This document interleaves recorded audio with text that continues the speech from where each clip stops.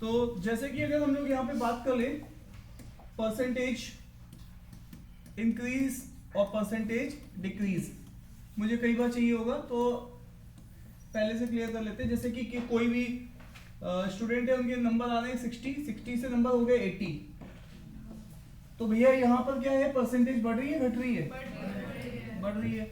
और अगर किसी के नंबर थे 60 और वो नंबर हो गए 40, है ना, तो ये क्या है,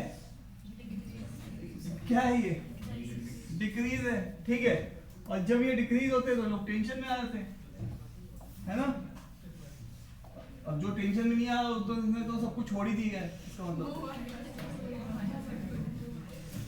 अब यहाँ पे देखिएगा, कभी भी ऐसा होता है तो ऐसे वाली केस में आपको हमेशा क्या यूज करते हैं, final minus initial divided by initial into 100। ये होता है परसेंटेज इंक्रीज या डिक्रीज के लिए रूल, है ना। तो अब आप यहाँ पे देखिएगा, आपको इसी चीज को मैं बोलता हूँ एब्सोल्यूट वैल्यू, और नीचे होती है base value into 100। Absolute value का मतलब होता है चेंज, ठीक है। जैसे कि एक स्टूडेंट के नंबर 60 है, दूसरे के 80 है, ठीक है। एब्सोल्यूट देखो तो इसके 20 कम है, इसके 20 ज्यादा है, तो ये यहाँ पर एब्सोल्यूट वैल्यू जो है वो 20 ही है। तो एब्सोल्यूट वैल्यू यहाँ पे कितनी है, 20। बट अब आप कंपेयर इसके साथ कर रहे हो, है ना। अगर एक स्टूडेंट है तो अपने प्रीवियस मार्क्स से कंपेयर करता है ना। तो यहाँ पर कितना आ जाएगा 60। और यहाँ पे अगर ये दो स्टूडेंट है, ठीक है, तो मैं यहाँ पे बोलूंगा कि कंपेयर किसका किसके साथ होता है। जैसे मान लो ये स्टूडेंट ए है और ये स्टूडेंट बी है, ये दोनों के मार्क्स है, ये एक स्टूडेंट नहीं है, ठीक है। तो उस वाले केस में मैं बताऊंगा कि किसका कंपेयर किसके साथ होता है, तो जिसके साथ होगा वो बेस में आ जाएगा। जैसे मान लो ए का कंपेयर मैं पूछूं कि ए इज हाउ मच परसेंट, क्या है, लेस है ना, किससे होगा, बी से। तो आज नीचे कौन आएगा, बी आएगा, तो यहाँ पर क्या लिख देंगे 80, और अभी भी एब्सोल्यूट वैल्यू वही है, कितनी, 20। क्लियर है। अगेन अगर मैं यहाँ पर बी को कंपेयर कर रहा हूँ ए के साथ, ठीक है, तो बी ज्यादा है, तो मैं क्या बोलूंगा, B is how much percentage more, किससे, ए से। तो आज यहाँ पे नीचे कौन है, ए है, और एब्सोल्यूट वही है 20। तो इसका मतलब है ये वाला हिसाब किताब आपको सबसे पहले पता होना चाहिए, क्योंकि थ्रू आउट आपकी जो शीट है उसमें ये चीज लगने वाली है, ठीक है। तो पहला पॉइंट सबको क्लियर है ना, परसेंटेज इंक्रीज या परसेंटेज डिक्रीज कैसे वर्क कर रहा है, ठीक है। चलो देख लेते हैं। एक कंपनी है ए, उसका टर्नओवर है ना 2010 में इतना था, 2012 में इतना हो गया, ठीक है। इसका टर्नओवर था 200 से बढ़ के हो गया 300। मुझे जानना है कितना बढ़ रहा है, एब्सोल्यूट में चेंज कितना है, 100 का है ना। बट किसके रिस्पेक्ट में होता है, प्रीवियस वैल्यू, है ना। एक आदमी है तो हमेशा आपके मार्क्स बढ़े या घटे किसके रिस्पेक्ट में, पिछले वाले के कंपेयर में, है ना। एक ही आदमी है, कंपनी एक ही है, तो 200 के रिस्पेक्ट में। तो इसका मतलब है इतना क्या हुआ, बढ़ गया है। ये कितना आ जाएगा, 50% इंक्रीज हो गया। यहीं पर अगेन एक कंपनी ए है और दूसरी कंपनी बी है। ए कंपनी का टर्नओवर क्या है, 200 है, और दूसरी की कंपनी का टर्नओवर क्या है, 300 है। तो मेरे को यहाँ पे बताना पड़ेगा किसको किससे कंपेयर कर रहे हो, ठीक है। मैं ये भी पूछ सकता हूँ कि ए ऑब्वियस है क्या है, लेस है, किससे, बी से। तो हाउ मच परसेंटेज लेस, है ना। और यहाँ पर बी क्या है, मोर है, किससे, तो how much percentage more than A. तो यहाँ पर बेस बदल जाएगा, एब्सोल्यूट में अभी भी वही चीज रहेगी, ठीक है। तो यहाँ पर हम लोग क्या बोलेंगे, बेस बी दैट इज 300, और नीचे के ऊपर क्या आएगा 100, है ना, क्योंकि ये इससे 100 ज्यादा है, ये इससे 100 कम है ना। तो इस तरीके से हम लोग एब्सोल्यूट वैल्यू को यूज कर रहे हैं। Is it clear to you, ठीक है। तो परसेंटेज चेंज में वही formula, absolute value by base value into 100। कई बार इसको और बेहतर तरीके से देखने के लिए final minus initial divided by initial, है ना। तो यहाँ पर अब आपके पास ए है, तो ए की वैल्यू 200 है, एब्सोल्यूट आज भी कितना है, 100 है। आई होप ये बात सबको अब समझ में आ गई है। तो ये पहला पॉइंट है जो कि आपको परसेंटेज इंक्रीज या परसेंटेज डिक्रीज का चाहिए होता है, ठीक है। चलिए साहब, नेक्स्ट पॉइंट आपको जो डीआई में चाहिए होगा वो सीधे सीधे होता है, A is how much percentage more less. ये था पहला पॉइंट, देन बी, है ना। अब यहां पर देखो मोर लेस नहीं बोलेगा, ठीक है। तो जो दूसरा पॉइंट है वो सीधे बोलेगा ए इज, हाँ, व्हाट परसेंटेज ऑफ बी, है ना। यहाँ पे सीधा सीधा ए का कंपेयर बी के साथ हुआ है। तो यहाँ पर सीधी सी बात है, ऑफ के बाद जो भी आ रहा है वो हमेशा बेस में आएगा, उससे ऊपर वाला पहले, है ना, और इंटू 100।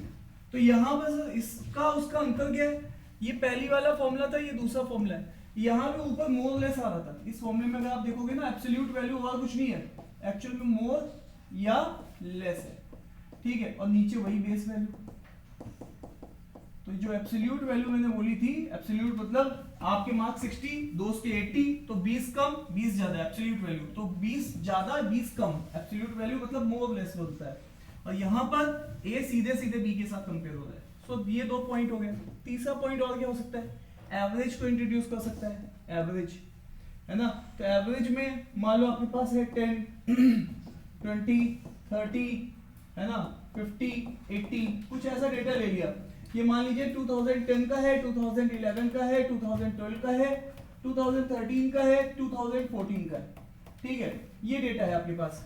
वो कहता है नहीं साहब मुझे तो आप बताओ 2013 तक का एवरेज क्या है, आप बताओ 2013 तक का एवरेज चाहिए, तो मुझे इसको वैल्यू को लेनी है या नहीं लेनी है, नहीं लेनी है, मुझे इस वैल्यू को पकड़ना है, इन वैल्यूज को पकड़ना है। तो स्पेसिफिक ईयर मेंशन कर देता है, कई बार डेटा में कैप लगा देता है कि नहीं मुझे पूरा नहीं चाहिए, ऐसा बोल देगा मुझे 11 से लेकर 13 के चाहिए, तो आप इधर का भी कट करोगे कि बात समझ में आ रही कि नहीं आ रही है, तो वो आपको स्टेटमेंट पढ़ने के समझ में आएगा। और बाकी एवरेज लगी रहे, जैसे इसने पूछा एवरेज टिल 2015, तो यहाँ पे आप क्या करोगे 10 20 30 और 50, कितने हैं 4, तो डिवाइड पे कितने से होगा 4 से। तो ये एवरेज का बेसिक कॉन्सेप्ट भी यूज हो जाता है डीआई में, क्लियर है। सो दैट इज ऑल अबाउट ये परसेंटेज, ये एवरेज।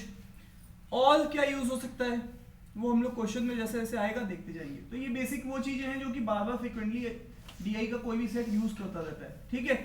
तो दैट इज ऑल अबाउट, चलते हैं सेट में, ठीक है। तो हमारे पास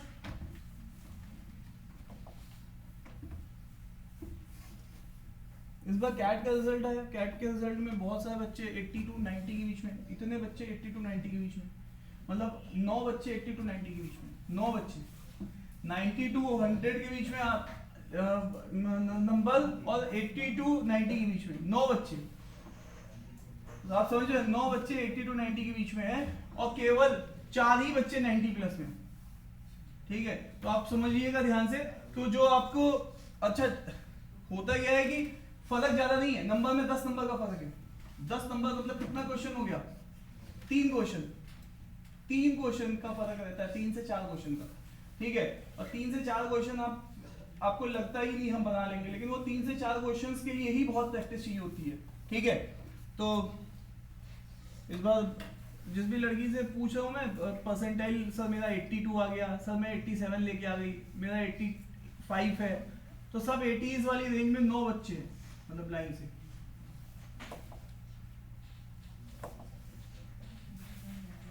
अब आप कहेंगे कि साहब 80 वाले 80 से 90 में भी मिल जाएगा, लेकिन 90 प्लस से 100 के बीच में बहुत अच्छी अपॉर्चुनिटी मिल जाती है।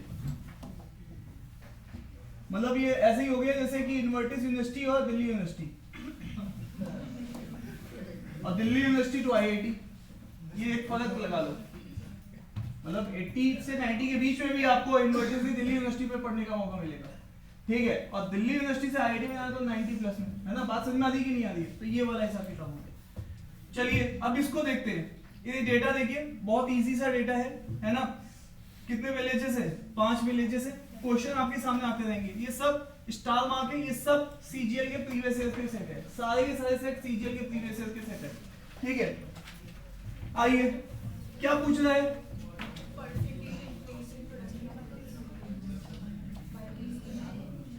हाँ जी, what is the percentage increase in the production of vegetable, कब से कब तक।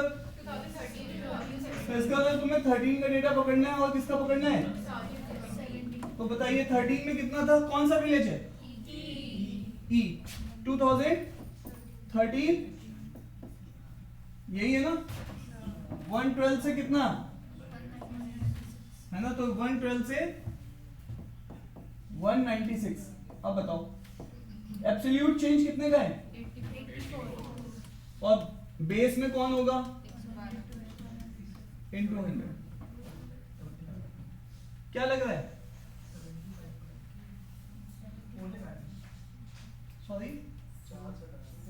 हाँ हाँ कैंसिल करो, वो तुम्हारा काम है। आ गया सबका 75% आ रहा है, ठीक है। तो आई होप कि ये बात सबको, देखो कैलकुलेशन तुम्हें खुद से करनी है। तुम कहोगे सर मास्टर जी कैलकुलेशन बताओ, तो मैं तुम्हें हैक बताऊंगा जहां पे भी अगर तुम्हारा टाइम बचेगा। ये कैलकुलेशन में सर इसकी मैं क्या बताऊंगा, मैं ये तो कैंसिल ही करना है, ये तो तुम्हें खुद करना है। अरे यस या नो, ठीक है। तो 75 इज द राइट आंसर, ठीक है। नेक्स्ट आगे चलते हैं। ये फिर से वही डेटा है, वही सेट है, क्लियर है। क्या पूछ रहा है, कॉन्टिन्यूअस ट्रेंड ऑफ इंक्रीज और decrease in the production over 5 years, है ना। तो कॉन्टिन्यूअस ट्रेंड चाहिए, कॉन्टिन्यूअस ट्रेंड चाहिए। तो बताइएगा इसको।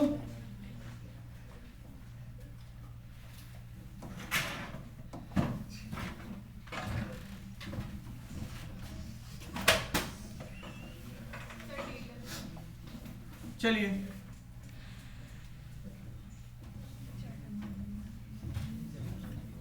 नमन बताइए, नमन विलेज एरिया में कॉन्टिन्यूअस ट्रेंड है इंक्रीज का। एक मिनट, नमन बताएंगे। नमन है कहां वायलेट कर रहा है, कहां वायलेट कर रहा है? हर साल प्रोडक्ट। अब आपको ऐसे तो नहीं पढ़ रहे हो, यही तो पढ़ना सीखना है हमें। अरे भाई यही तो सीख रहे हैं हम लोग, यही पढ़ना सीख रहे हैं कि कैसे टेबल पढ़नी, कैसे लाइन पढ़नी, कैसे बाल पढ़नी, कैसे बाल में वेरिएशंस वाले ग्राफ पढ़ने हैं, कैसे पाई चार्ट पढ़ना है। तो ये देखो, ए तो कॉन्टिन्यूअस ट्रेंड इंक्रीजिंग का दिखा रहा है, इसमें देखो यहाँ पे वायलेट हो रहा है, और सी में क्या दिख रहा है, सी में ये देखो यहाँ पे वायलेट कर रहा है। फिर से डी में चेक करो, और यहाँ पर ई में भी इंक्रीज ही तो है। तो ये कौन सा हो गया, ए डी ई। तो यहाँ पर ए डी ई ऑप्शन है, सी ऑप्शन, क्लियर है। तो एक्चुअल में उसने आपसे केवल ये टेस्ट किया है कि क्या आप डेटा को पढ़ना जानते हो, ठीक है, क्लियर है। तो आज की हमारा मेनली क्लास में क्या है, छोटी छोटी सी कैलकुलेशन रहेंगी, डेटा हमें सारा पढ़ना आना चाहिए अच्छे से, ठीक है। वापस से चलते हैं आगे, नेक्स्ट राइट। डेटा वही चल रहा है सारा।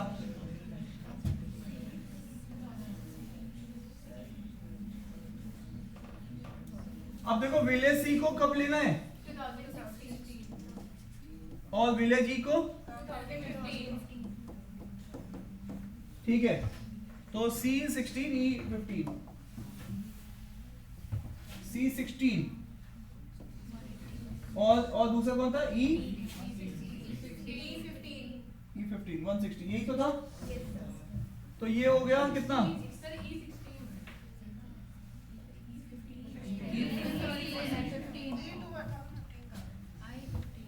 तुम लोग कभी सही तो बताओगे नहीं, मास्टर को कंफ्यूज हो गए।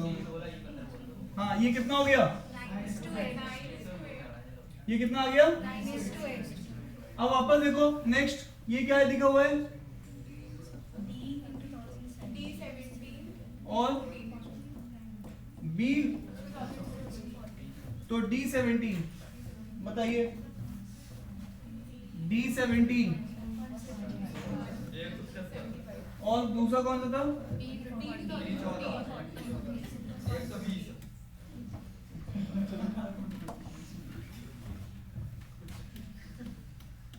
इसको किया सॉल्व किया,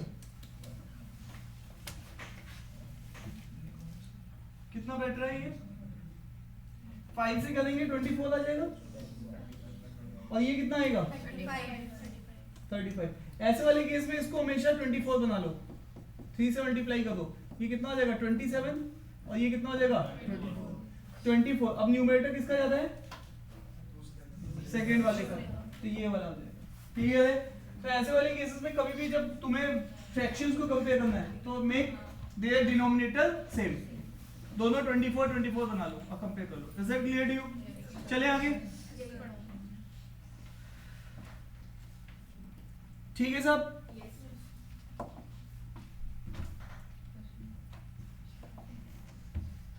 इसमें देखो एवरेज प्रोडक्शन का क्या पूछ रहा है, डिफरेंस किस विलेज का, ए का और सी का, और 5 इयर्स का पूछ रहा है, तो ये पूरा ही पूछा है, ए का और सी का। अब देखो तुम्हारे पास एक तरीका तो ये है कि तुम इसका पूरा एवरेज निकालो और इसका भी एवरेज निकालो और दोनों को डिफरेंस कर दो, या फिर डिफरेंस ले लेंगे, या फिर पहले से डिफरेंस ही ले लो, उसके बाद उसे डिवाइड कर देंगे। हाँ ये भी कर सकते हो, एज्यूम मीन भी लगा सकते हैं, एज्यूम मीन में लगा के अगर हम लोग करेंगे तो भी हो जाएगा क्वेश्चन, लेकिन हमें डिफरेंस चाहिए। आप देखो इसके लिए क्या करोगे, सम डिवाइडेड बाई 5, यहां पे भी क्या करोगे, सम डिवाइडेड बाई 5, ठीक है। तो यहां पे या तो तुम सम करो 5 से डिवाइड, सम करो 5 से डिवाइड, या पहले से ही डिफरेंस कर लो। चलो अच्छा बताओ 475 में से 140 गया, कितना बचेगा, हाँ जी 135 335, ठीक है। इसमें से 495 में से 185 गया, जल्दी जल्दी बताओ। अब देखो ये कैलकुलेशन तुम्हें करनी है, फटाफट मुझे बतानी है। इसमें से इसको घटाइए 320, इसमें से इसको घटाइए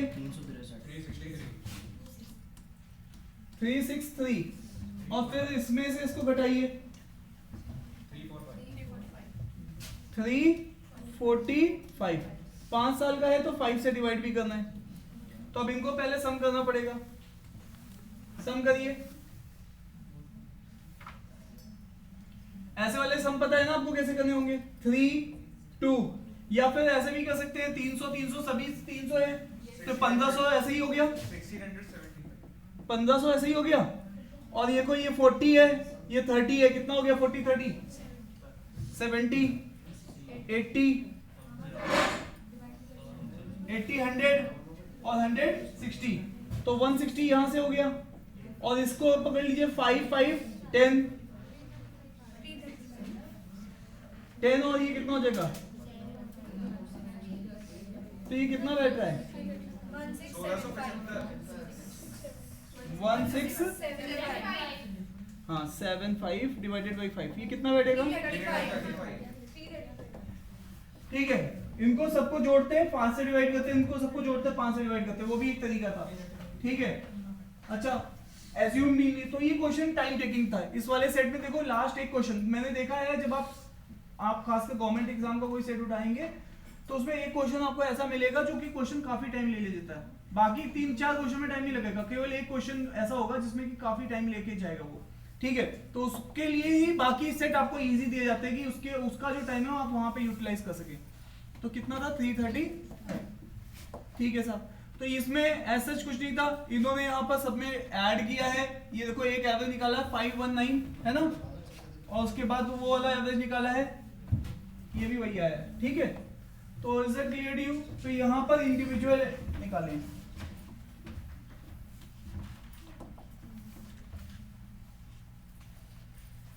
चले आगे। ये लास्ट सेट में क्वेश्चन था इसका। अब ये पूछ रहा है कि correct relation between percentage increase decrease in the production of vegetable. ये क्वेश्चन इटसेल्फ टाइम कंज्यूमिंग है, ये क्वेश्चन में भी आपको टाइम लगेगा। देखो ना यहाँ पे सब रिलेशनशिप दे रखी है। हेलो, क्या पूछना चाहता है, इंक्रीज या डिक्रीज 13 से लेके 17 तक। ये आपके पास डेटा है 13 से लेके 17 तक, हर एक विलेज का इंक्रीज डिक्रीज पूछा। अब आपको देखो यहाँ पे चैलेंज क्या मिलने वाला है, आपको ना क्वेश्चन पढ़ते समय आपको यहाँ पे सेट करना पड़ेगा कि देखो तुम क्वेश्चन को किस तरीके से आगे बढ़ाओगे। देखो यहां पर तुम सबको चेक करो या फिर किसी का मिनिमम चेक कर लो, है ना। ये देखो ये मिनिमम है, मिनिमम में या तो तुम्हारे पास डी है या तो ए है या तो सी है ना, ये ऑप्शन है। तो तुम्हें मिनिमम चेक कर लोगे, उससे भी तुम्हारा ऑप्शन सेट हो जाएगा। बात समझ में आ रही कि नहीं आ रही है। मान लो डी नहीं निकला तब तो एक ही ऑप्शन होगा सीधे सीधे।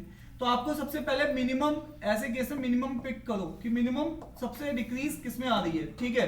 तो आइए साहब यहां पे देख लेते हैं। तो यहां पर आपको पता है जो विलेज ए है ना, हमने किसी एक का निकाला भी था। किसका निकाला था पहले क्वेश्चन में? एक था ना फर्स्ट क्वेश्चन, किसका निकाला था फर्स्ट क्वेश्चन में? विलेज ई का निकाला था ना हमने। हाँ, ई का कितना आया था? तो ये तो 75% है, ये मेरे को निकालना भी नहीं है क्वेश्चन में, है ना। हम लोग गजनी थोड़ा है कि 2 मिनट पहले जो चीजों की भूल चुके हैं अब एकदम से। ये सेट वही कॉन्टिन्यूस एग्जाम का सेट है, पहला क्वेश्चन लास्ट क्वेश्चन में यूज होता है। तो ई में 75 है, तो अब 75 तो ऑप्शन में भी नहीं है वैसे भी, है ना। है क्या ऑप्शन में? DAC है। तो अब यहाँ पर हमें किसको चेक करना है? ए को। बताओ यहां से लेके यहां तक कितना इंक्रीज हो रहा है? एब्सोल्यूट चेंज कितना है? जल्दी बोलो, इन दोनों का डिफरेंस बोलते हैं, कितना है? अरे इन दोनों का डिफरेंस कितना है? ये तुम्हारे पहले सेमेस्टर के मार्क्स है, ये दूसरे, तीसरे, चौथे, पांचवें। पिताजी पूछे कितना इंक्रीज हुआ, तो पहले को पांचवें से कंपेयर करोगे कि पापा इतना बढ़ गया नंबर। तो बताओ भाई कितना बड़ा है? एक्सक्यूज मी, कितना बड़ा है? तो यहाँ पर 80 इंक्रीज हुआ, बट लेकिन यहाँ पर नीचे में बेस में क्या होगा? 475, क्योंकि आप बढ़े किसके रिस्पेक्ट में? 475 के रिस्पेक्ट में। अच्छा आगे बढ़ते हैं, और बताइए हमें बी और सी भी तो देखना है। नहीं, सी और डी देखना है। ए सी डी था, DAC था। हाँ, तो ए हो गया। अब सी देख लेते हैं, सी में क्या है बताइएगा। यहाँ पे कितना इंक्रीज हो रहा है? 70 इंक्रीज हो रहा है, बट किसके रिस्पेक्ट में? 140 के रिस्पेक्ट में। और आइए 50, डी कितना बढ़ रहा है? 50 बढ़ रहा है, बट किसके रिस्पेक्ट में? 125 के रिस्पेक्ट में। अब आप देख लो ध्यान से, ऊपर वैल्यू लगभग कंपेरेबल है और नीचे ये डिनोमिनेटर बहुत ज्यादा है, तो इसका मतलब है ए जो है उसी की परसेंटेज सबसे कम आने वाली है। अरे हाँ या ना, वो 500 से डिवाइड मार रहा है, ऊपर तो 70 80 10 का ही फर्क है। अगर तुम्हें एक रफ कैलकुलेशन करना चाहो तो यहाँ से सीधे सीधे क्वेश्चन ए ऑप्शन की तरफ जा रहा है, और मैं यहाँ पे एग्जाम टाइम में इसको सॉल्व नहीं करूंगा, मैं यहीं पे टिक कर दूंगा। और अगर 2 ऑप्शन हुए तो? नहीं, 2 होंगे तो तुम्हें करना ही होगा वैसे तो। ठीक है, एग्जाम का paper it is more like कि आपको इंटेलेक्चुअल लेवल यूज करना है इंस्टेड ऑफ कलम घिसने की, तो थोड़ा सा आपको सोचना भी है ना। तो यहाँ पर इस तरीके से आपको दिख रहा है, ठीक है। और अगर आपको नहीं है साहब तो इसको सॉल्व करिए, फिर तो आपके पास एक ऑप्शन है, इसको 100 से मल्टीप्लाई करिए, परसेंटेज और करिए इसको 100 से, या फिर फ्रैक्शन में ही कर लीजिए, फ्रैक्शन भी आप समझते हो। क्लियर है? तो अब आप यहाँ पर इस क्वेश्चन को आप तो समझ रहे हो ना? हेलो, ये चीज समझ रहे हो ना कि कैसे हो रहा है? इसको कैंसिल करोगे 5 से तो कितना आएगा? 10, और ये कितना आएगा? कितना आएगा? और इसको 100 से मल्टीप्लाई करोगे तो ये 40% है। और यहाँ पर भी इसी तरीके से अब आप करोगे इसको, ये देखो, है ना। कुछ लोग कह रहे हैं साहब नहीं मुझे बताओ, ऐसे नहीं, हमने तो फीस दी है पूरी। ठीक है, तो यहाँ पे देखो, तो हमें यहाँ पे इस तरीके से इसको यहाँ पे करना पड़ेगा। तो यहाँ पे देखो 100, अब देखो इसको कैंसिल करोगे 5 से, तो यहाँ पे ये नंबर बहुत बड़ा आएगा या छोटा आएगा? छोटा आएगा। बड़ा बता देंगे, छोटा नंबर आएगा। ये देखो बड़ा डिनोमिनेटर है ना। करके देखें इसको, नहीं सर, लगभग ये 16% के आसपास बैठ रहा है।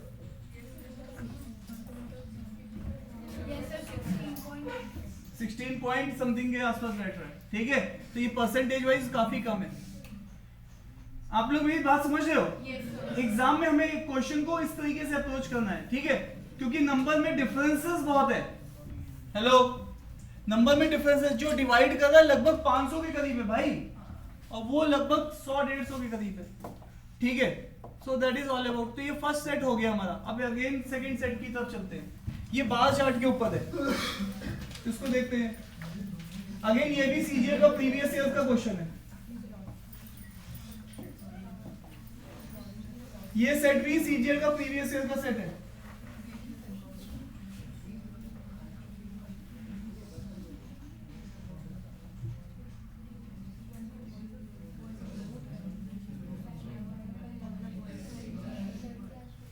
देखो वर्टिकल लाइंस किसको शो कर रही है?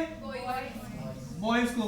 और स्लैंट लाइट किसको शो कर रही है ना, ये बॉयज को शो कर रही है, और ये स्लैंट लाइन्स है ये किसको शो कर रही है, गर्ल्स को। मतलब ये ग्राफ किसका है, गर्ल्स का, और ये किसका है, और यहाँ पर देखो ये अलग अलग सब्जेक्ट के ग्राफ है ना। बढ़िया, अच्छी नींद आ रही है तुम्हें क्लास में, बढ़िया बढ़िया सो रही है। रजाई भी ओढ़ लिया करो। हाँ जी, हाँ भाई पीछे वालों इधर देखो, क्या लग रहा है, ये सब्जेक्ट्स है। आपको हमेशा जब भी कोई ग्राफ आएगा तो आपको ईमानदारी के साथ ग्राफ का आपको वर्टिकल लाइंस और हॉरिजॉन्टल लाइंस को हमेशा चेक करना है। ये सब्जेक्ट के नेम है, ये क्या है, ये चीज क्या किसको दिखा रही है, मेरे को सुनना है आपसे। हाँ, नंबर ऑफ गर्ल्स है, नंबर ऑफ बॉयज। तो ये किस चीज के नंबर है कि जो डिपार्टमेंट में पढ़ रहे होंगे, या फिर पासिंग वालों को बता रहा है। जल्दी से पढ़ के समझ में आएगा। नहीं जो पढ़ रहे हैं, हाँ, तो ये पढ़ रहा है जो, ठीक है, समझ में आ रहा है। तो आपके पास जो भी बार चार्ट के ऊपर नंबर लिखा हुआ है, ये बच्चे एक्चुअल में इस डिपार्टमेंट में इतने लड़के हैं, इतनी लड़कियां हैं। Is it clear to you? ये वर्टिकल लाइंस लड़के और ये लड़कियां। ये कौन सा सब्जेक्ट है, फिजियोलॉजी। और ये क्या है, फिलोलॉजी, एस्ट्रोलॉजी, फिलोसफी, साइकोलॉजी। तो इसमें बहुत सारे पी वाले वर्ड हैं, जानबूझ के दिया गया है ताकि आप पूछेगा फिजियोलॉजी और तुम बता दोगे साइकोलॉजी का। अरे यस या no? So that is why यहाँ पे उसने एक ट्रैप रखा है यहाँ पे। चलिए क्वेश्चंस करते हैं। Approximate percentage of girls from the department of physiology compared to the total number of girls from all the department together. Hello,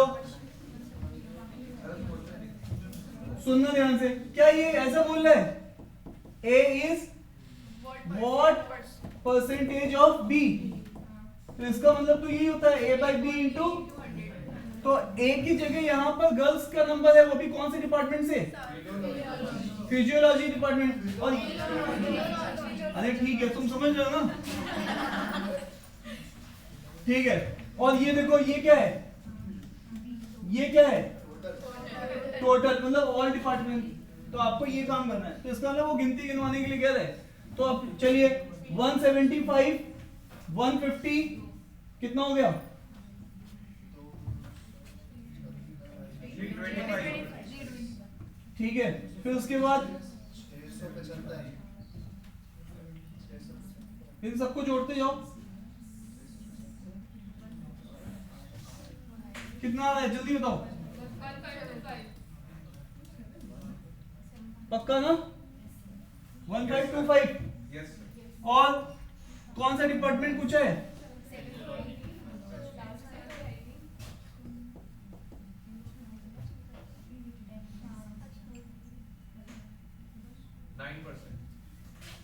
hello, 9.8। सुनना ध्यान से। ऑप्शन देखो इतने क्लोज है, यहाँ पे एग्जाम का सेट है ये। 9 भी है, 10 भी है, 11 भी है।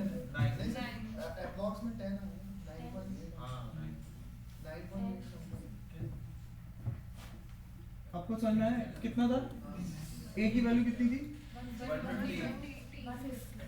150, और नीचे टोटल कितना था, 15।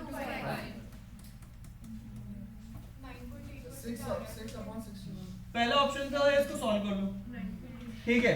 ये था मेथड 1। मेथड 2,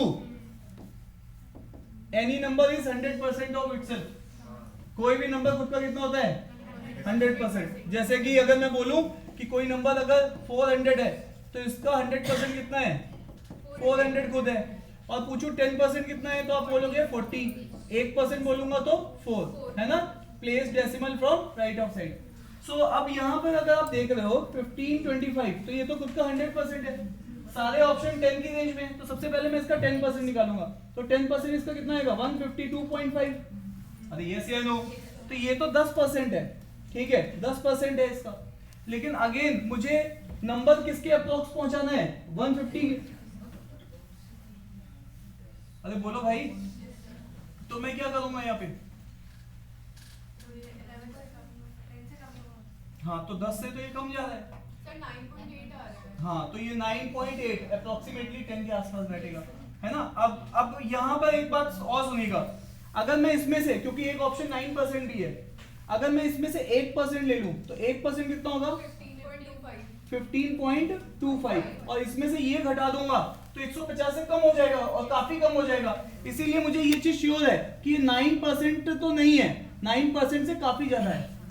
मेरी बात समझ में आ रही है कि नहीं आ रही है? इसको इसमें से घटाऊंगा तो कितना बैठ जाएगा? 152 में से 15 जाएगा, कितना बैठेगा?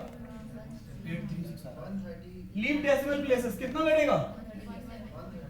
137 इज क्वाइट लेस, है ना? 9% के अप्रॉक्स आ रहा है 137, तो 9 से तो काफी ज्यादा है। तो इसका मतलब अप्रोक्सीमेटली हमें किसको टिक करना पड़ेगा? 10% को। तो अप्रोक्सीमेटली से पूछा भी है, तो 9 नहीं लेंगे, यहाँ पर 10 को पिक करेंगे। क्लियर है? तो कोई भी चीज पिक करनी है तो कैसे पिक करनी है, तो ये भी बात हमें यहाँ से आइडिया होना चाहिए। क्या समझ में आया? मैं फिर से बताऊं, कितने लोगों को ये बात समझ में आ गई? दे सर सबको? Very good. चलिए साहब नेक्स्ट चलते हैं।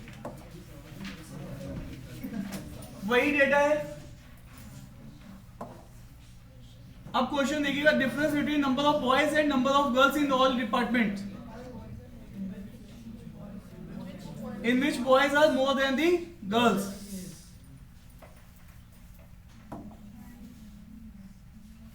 देखो, तुम्हें सबसे पहले अपने चार्ट में बॉयज किस डिपार्टमेंट में ज्यादा है? क्या फिजियोलॉजी में है? तो इसको पिक करो। किस में नहीं है? लास्ट के 2 में नहीं, लास्ट में, बाकी सब में। तो इन दोनों को डिस्कार्ड करना पड़ेगा, यस सर। इनको लेना पड़ेगा।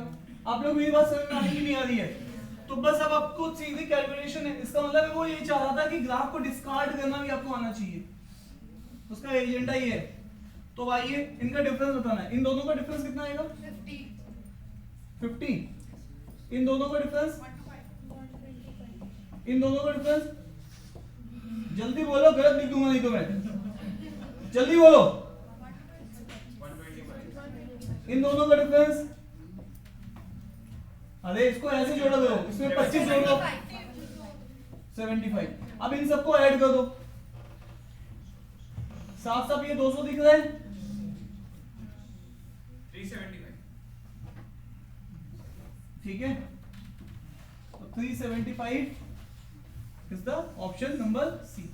तो इसका मतलब है उसने यहां पर ग्राफ को डिस्कार्ड करवाने की कोशिश की है कि आपको अपने डेटा में क्या।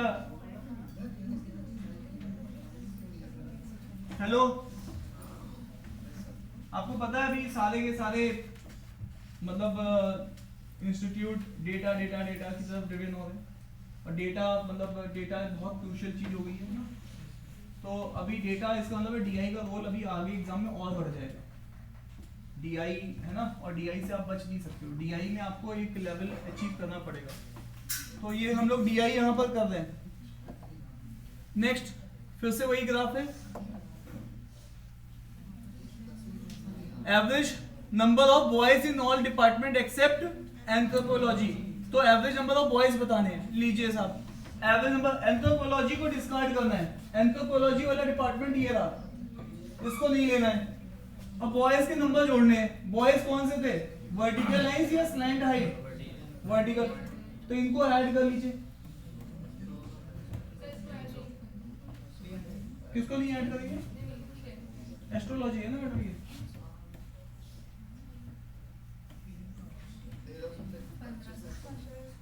कितना आ रहा है? 1500। और कितने काउंट किए आपने? 5 या 4? 5। तो कितना आने वाला है? 300। क्लियर है? चले आगे। तो यहां पर तो ये क्या है? 300। नेक्स्ट फिर से यही ग्राफ है। What percentage of boys are from the department of? इसका क्या मतलब है? हाँ, philosophy divided by total. Very good. तो फिलोसफी में बॉय कितने हैं? 75। फिलोसफी में बॉयज हैं कितने? 350 है ना। और नीचे टोटल आएंगे। टोटल हमने पहले निकाल रखा है।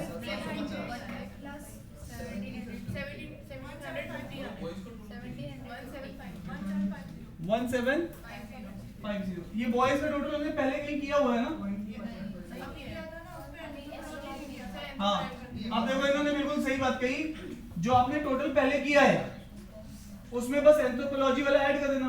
1500 आप करके बैठे थे, 1500 में एंथ्रोपोलॉजी वो ऐड करो 250, तो कितने हो जाएंगे 1750। तो ये आपके पास आ गया और इसको 100 कर दो, 20%। कितना आ रहा है 20%। 20%। तो इसका मतलब है, सुनना ध्यान से, hello, exam is all about के साथ मेरा एक नंबर से रह गया। आपको दिखाऊंगा, मैंने आप पिछले कई साल से ऐसा हो रहा है, कुछ बच्चों का एक एक नंबर से रह रहा है। तो ये जो एक नंबर का थ्रेशोल्ड है ना, ये तो 10-10 सेकंड ऐसे बचाओगे ना तुम, 10 सेकंड 5 सेकंड 10 सेकंड 5 सेकंड, कि पहला जो डेटा यूज किया उसको रीयूज किया आपने, या फिर से काउंट किया, काउंट करोगे तो 7-8 सेकंड चले जाएंगे, भले छोटी कैलकुलेशन है बट जाएंगे पक्का। तो वहां पर ऐसे ही आपको पहले के डेटा को भी ध्यान रखना है सेट सॉल्व करते समय, इसको बोलते हैं कोरिलेशन, और कोरिलेशन यंग एज में ही बहुत बेटर होता है, ठीक है। अरे बात समझ में आ रही है कि नहीं आ रही है? जो ये उम्र होती है जो 18 से लेके 26 साल की या 30 साल तक की, इसमें कोरिलेशन सबसे बेस्ट होता है। अरे हाँ या ना? ये कोरिलेशन फिर धीरे धीरे कम होगा। कुछ लोग तो अपने को यंग मानते ही नहीं है।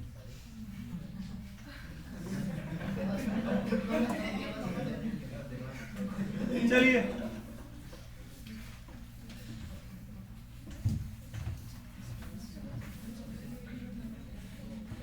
हम हर डीआई क्लास में एक्चुअल रियल सेट ही करेंगे।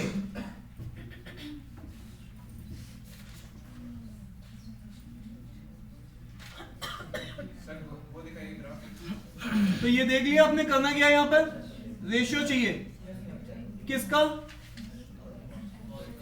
फिजियोलॉजी साइकोलॉजी की, क्या गर्ल्स का, अच्छा बॉयज का। तो आइए, फिजियोलॉजी और कौन सा था, साइकोलॉजी, ये बॉयज ले लेना। तो 275 और इनको ऐड करना जरा, और फिर उसके बाद किसका था, एस्ट्रोलॉजी और एंथ्रोपोलॉजी की गर्ल्स, एस्ट्रोलॉजी की गर्ल्स और एंथ्रोपोलॉजी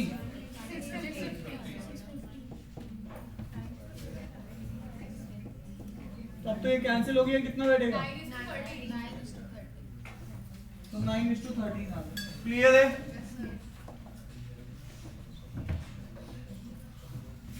चले आगे,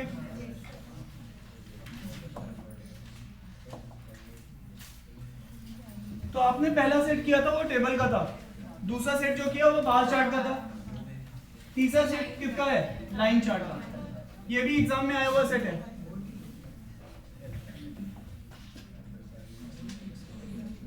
सबसे पहले जब भी आप चार्ट देखेंगे आपको क्लियर होना पड़ेगा कि नीचे वाली लाइंस किसको शो करी है, ईयर्स को, ये किसको शो करी है, एडमिशंस को। एडमिशंस किसमें, किसी डांस इंस्टीट्यूट में, कहां से कहां तक, 12 से लेके 17 तक। तो यहां पर 150 एडमिशन है, यहां 200 है, यहां 200 है, यहां 300, 400, 350। तो ये नंबर बहुत इजी टाइप के नंबर्स है, और यही जब कैलकुलेशन हम यही सेम सेट जब बैंक उठाएंगे तो ये नंबर्स भी टफ मिलेंगे तुमको। क्या मेरी बात समझ में आ रही है, नहीं आ रही है, क्लियर है? तो यही डिफरेंस आपको बनेगा, ठीक है। आइए इसको देखिए, the number of admission in 12, 13, 14 together. 12, 13, 14 के एडमिशन कितने हैं, अब बोलो जल्दी से। हाँ, तो ये कितने हो गए यहां तक के, ठीक है। Together is what percentage, 15, 16, 17। 15, 16, 17 के एडमिशन जोड़ लो। 1050। हाँ जी, तो यहाँ पे देखो इसको, इनके नंबर कितने हो गए इन तीनों के, 1050। तो यहाँ पर ये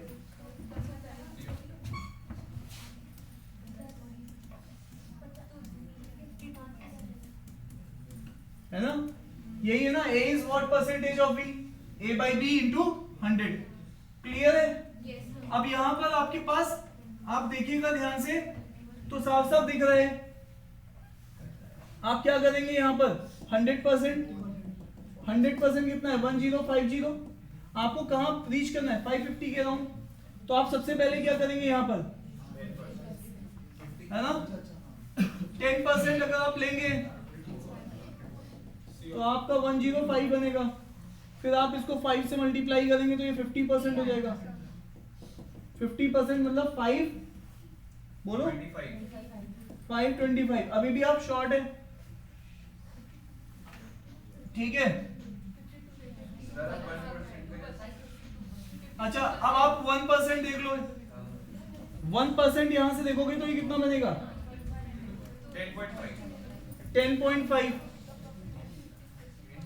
और यहां पर आप 1% मतलब 2%, क्योंकि आपको ऑप्शन भी दिख रहे हैं, तो आपको कितना दिख रहा है 21। तो आप लगभग कहां पहुंच गए हैं, सर 52 होगा, 4 का डिफरेंस आ रहा है बस।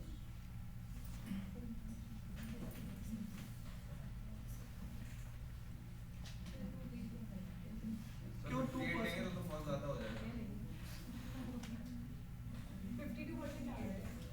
52 एग्जैक्ट नहीं बैठ रहा,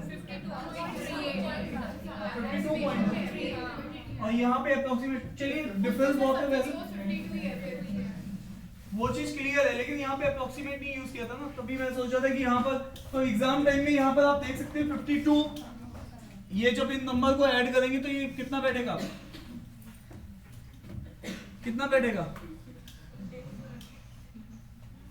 अरे बोलो भाई।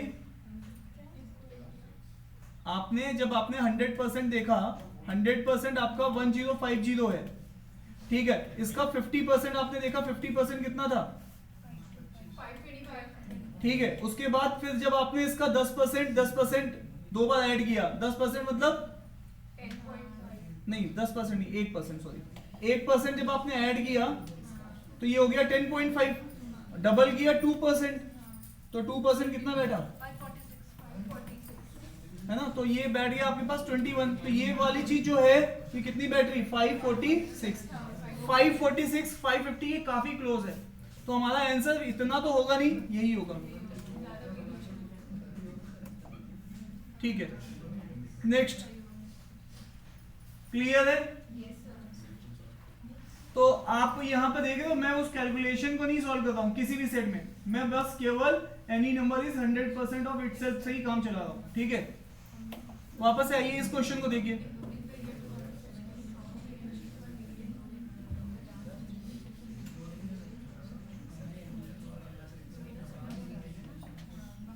हेलो, कौन से ईयर को नहीं लेना है, आप क्या करोगे यहाँ पे मुझे बताना जरा। आप पहले से जोड़ के बैठे थे 550 और 1050, तो 550 और 1050 कितना हो गया, अरे 550 पहले 3 साल का, 1050 अगले 3 साल का,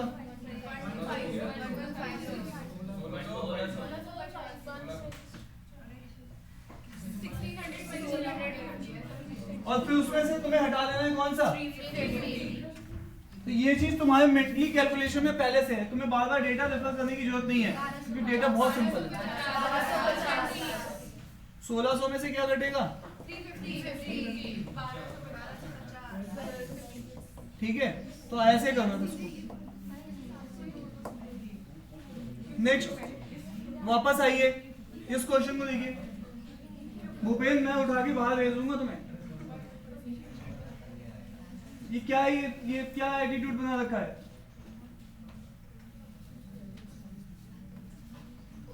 हाँ भाई इधर देखो,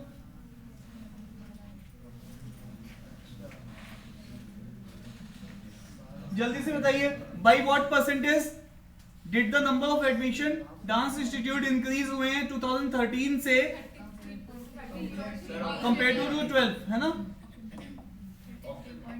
तो अब यहाँ पे देखो कहां से 13 से कब का पूछा है, 12 तो यहाँ पे कितने एब्सोल्यूट चेंज कितने का है, बट लेकिन प्रीवियस ईयर कौन सा था, तो 1/3 कितना होता है, 33.33%। तो बस कुछ करना नहीं है, 33.33%। क्लियर है, मतलब इसके लिए अगर तुमने पेन उठाया तो सिलेक्शन नहीं होगा, मेरी बात समझ लेना।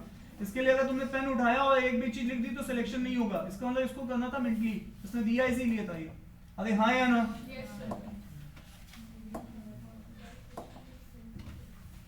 वापस से देखो,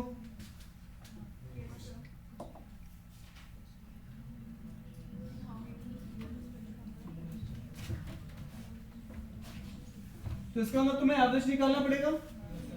अभी तुमने 17 डिस्कार्ड किया था, 17 से पहले एडमिशन कितने थे? 1250। और कितने कितने कितने ईयर्स थे? 5 थे क्या? यहाँ पे देख लो, आपने जब इसको डिस्कार्ड किया था तो कितने ईयर्स थे? 5 ईयर्स थे। तो ये कितना देगा? अरे बोलो भाई। तो 250 तुम्हारा एवरेज है, बस तुम्हें ये चेक करना था कि 250। अब ये कैलकुलेशन भी तुम मेंटली कर सकते थे। 1250 तुम्हारा पहला वाला डेटा था, 5 साल का तुम्हें पता है, तो तुम्हें पता चल गया कि 250। ठीक है, अब 250 को कंपेयर करना है तुम्हें किसके लिए? किससे? इससे ज्यादा एडमिशन तुम्हारे कितने सालों में थे? तो 250 से पहले यहाँ पे नहीं थे, यहाँ पे नहीं थे, यहाँ नहीं थे, यहाँ थे, यहाँ थे, और उसको लेना नहीं था, इस ईयर को लेना नहीं था। तो ऐसे केवल 2 साल थे जिसमें से एवरेज नंबर से, अरे हाँ या ना? 2017 को तो उसने पहले ही डिस्कार्ड कर दिया था ना। देखो ये देखो ना, बोला उसने।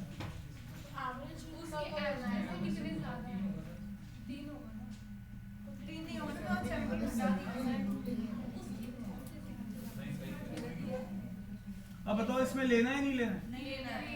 लेना है। और वैसे भी इसने मोर पूछा है, तो वो तो 350, हाँ मोर ही है, तो यहाँ पे 2 ही होना चाहिए वैसे। आंसर 2 ही है। कैसे पता?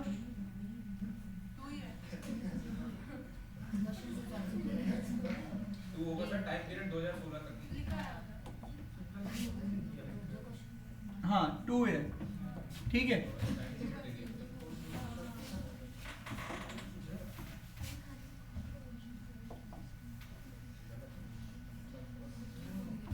इसका मतलब ये कैप इसने डिफाइन कर दिया है, तो हमें आंसर भी उसी के बीच में बोलना है सर, ठीक है। तो वापस आइए यहाँ पर, इसको देखो, ये पहले 3 साल का है 6000 रुपए, अगले 3 साल का कितना है? 8000। तो टोटल कलेक्शन बताना है आपको, तो बच्चों को जोड़ना है। यहां तक बच्चे हमने जोड़ ही रखे थे पहले से। 550 को किससे मल्टीप्लाई करना है? 6000 से ना, 6000 से। और उसके बाद कितने थे? 1050। ये भी डेटा पहले वाला है, इसको किससे मल्टीप्लाई करना है? 8000। तो आप जान रहे हो कि 3 जीरो यहां से, 3 जीरो यहां से बाहर निकाल लो, ठीक है। और भी कुछ दिख रहा है? 1 जीरो यहां से, 1 जीरो यहां से, इसको भी बाहर निकाल लो। अब जो अंदर बच गया है वो क्या बच गया है? 55 इंटू 6 प्लस 105 इंटू 8, समझ लो। और बाहर इतने जीरोस तुम्हारा इंतजार कर रहे हैं, 1,17,00,000। ठीक है। तो 55 को आपको बस पढ़ना है, 55 अब साफ साफ 330 दिख रहा है, अरे बोलो भैया।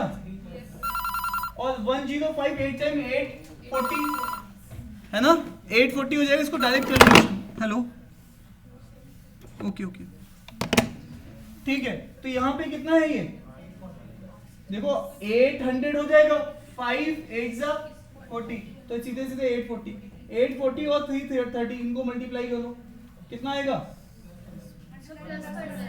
हाँ हाँ प्लस करो, 117। सही है सर। तो ये करोड़ में पहुंच गई कहानी। इतना देखना भी नहीं था, 117 एक ही ऑप्शन में दिख रहा है, तो वो आपको टिक कर देना था।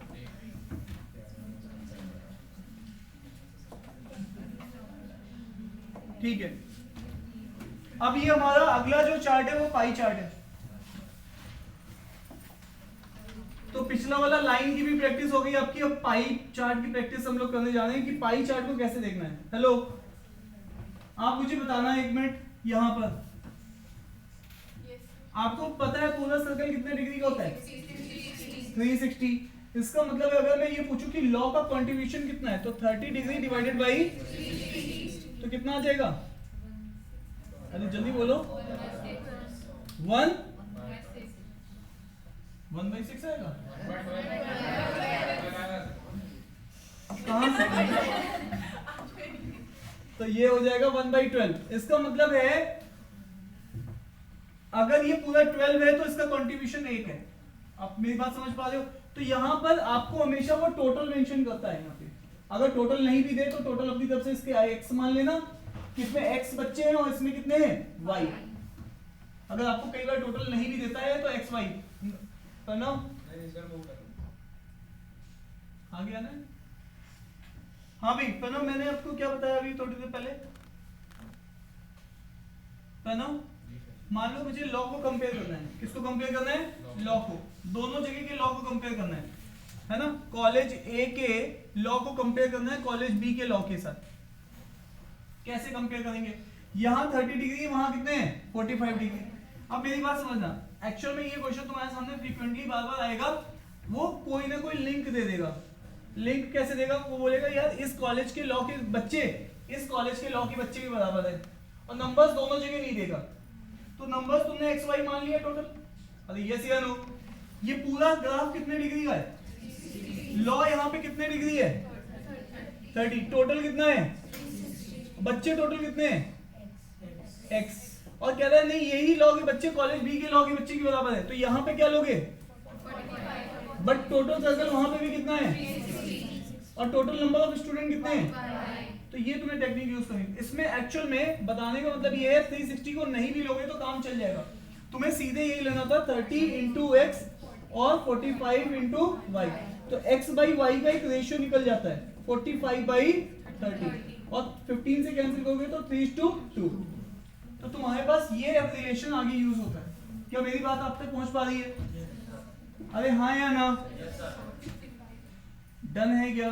तो ये कोरिलेशन दो पाई चार्ट में वो ऐसा कभी करके देगा अभी आगे चलके।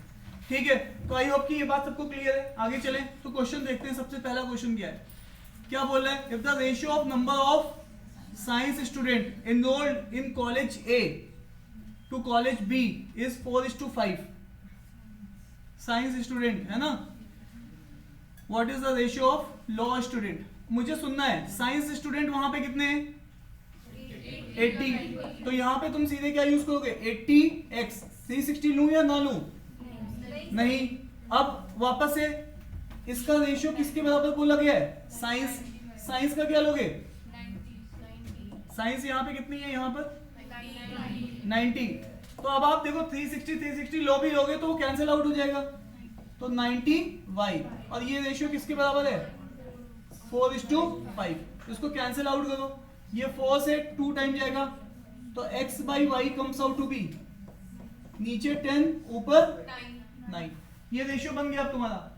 ये बात कितने लोग समझ पा रहे हैं? Raise your hand, let me know. Ayushi repeat कर दो इस बात को, तुम्हें समझ में आ रहा है? पीछे वालों ठीक है। अब कह रहा है कि क्या रेशियो ऑफ स्टूडेंट होगा लॉ स्टूडेंट को enroll in college A to college B. तो लॉ का तो हम लोगों को पता है 30/, इधर कितना था 30x और इधर कितना था 45, और हम लोग पहले से इस बात को जान चुके हैं। ये इसका रेशियो कितना है? 2:15 से कैंसिल किया, और यहां से इसको पिक कर लो 9/10। 3 3 और 5 तो क्या आ जाएगा? कोई है ऑप्शन में? टिक कर दो। क्या बात समझ में आ रही है? तो इसका मतलब एक रेशियो निकाला, दूसरे में यूज किया। Is it clear to you? कितने लोग पहले क्वेश्चन में कंफर्टेबल हैं? ठीक है, सब लोग हैं। चलिए साहब आगे देख लीजिएगा। चलते हैं नेक्स्ट।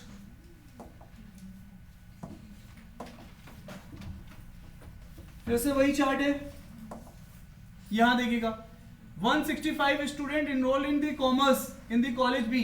देखो ध्यान से, कॉलेज बी में कॉमर्स में कितने परसेंट बच्चे हैं? मतलब जो 55 है उसकी वैल्यू कितनी बढ़ रही है उससे? 165। तो ये कितने टाइम जा रहा है? तो एक की वैल्यू कितनी हो जाएगी? 3। अरे हाँ ना तो बोलो। Yes sir. ये 55 डिग्री है, जिसकी 50 ये डिग्री में है ना, और इसकी वैल्यू ये है, तो ये एक की वैल्यू कितनी हो जाएगी? 3 हो जाएगी। अगर टोटल पूछेगा तो 360 कर दूंगा, तो 360 दोनों जगह मल्टीप्लाई हो जाएगा 360, तो 360 इंटू इससे, बोलो बोलो बोलो, सुनना है मुझे, 360 इंटू 3 1080। ये टोटल नंबर ऑफ स्टूडेंट है किसमें? कॉलेज बी में, क्योंकि पूरा 360 डिग्री का था। कितने का था? तो यहाँ पे 1 डिग्री की वैल्यू, अब डिग्री नहीं लिखूंगा मैं यहाँ पे, ऐसे नहीं लिखूंगा बात, ठीक है, वो अंडरस्टूड है हमारे लिए। अरे हाँ या ना? तो यहाँ पर ये टोटल नंबर ऑफ स्टूडेंट है, लेकिन उसने कुछ और पूछा होगा, देखते हैं क्या पूछा है। उसने क्या पूछा है? Then the how many student are enrolled in the science. Science में कितने परसेंट था बी में? 90 है ना, कितना था? 90 था। इसका मतलब है उसने एक 360, इसको 90 ही पूछी, तो इसको 90 से मल्टीप्लाई किया, इधर भी 90 से मल्टीप्लाई करेंगे, 270 तो ये कितना हो जाएगा? 1 डिग्री की वैल्यू 3 है, तो 90 डिग्री मतलब 90 से इधर, तो 90 से इधर। क्लियर है? अरे हाँ ना तो बोलो। सबको पाई चार्ट का भी आइडिया लग रहा है ना, कैसे वर्क कर रहा है ये? ठीक है, तो साहब यहाँ पर हो जाएगा कितना? 270। नेक्स्ट चलते हैं, फिर से वही pie chart. What percentage of student in college A R enrolled in law? किसका मतलब इस क्वेश्चन का मीनिंग क्या है? हाँ भाई, लॉ अपॉन में टोटल किसका? तो लॉ कौन सा लेना है? ए में ही लेना है। तो लॉ कितने परसेंट था? हेलो, लॉ देखो यहाँ पे 30 और 30, इसका मतलब इनफैक्ट ये क्या पूछ रहा है? 30 डिग्री। इसमें वैल्यू निकालने की जरूरत है या नहीं है? अगर वो वैल्यू पूछता तो वैल्यू निकालता है। यहाँ क्या पूछ रहा है? परसेंटेज। परसेंटेज रेशियो के लिए आप डिग्री भी यूज कर सकते हो, ठीक है। तो 30 बाई क्या करोगे? 360। ये तो हमने निकाल के बैठे थे, कितना आया था? 1/12। 1/12 कितने परसेंट है? 1/12 एक्चुअल में 1/6 का भी आधा है, और 1/6 कितना होता था? 16.66। इसका भी आधा करोगे तो कितना आएगा? 8.33। है कोई ऑप्शन में? क्लियर है? चले आगे। डन। तो इसने सीधे सीधे पूछा था लॉ में कितने बच्चे? 30। टोटल के रिस्पेक्ट में टोटल कितना था? 360 डिग्री। तो A is what percentage of B, यही वाली बात है। नेक्स्ट क्वेश्चन,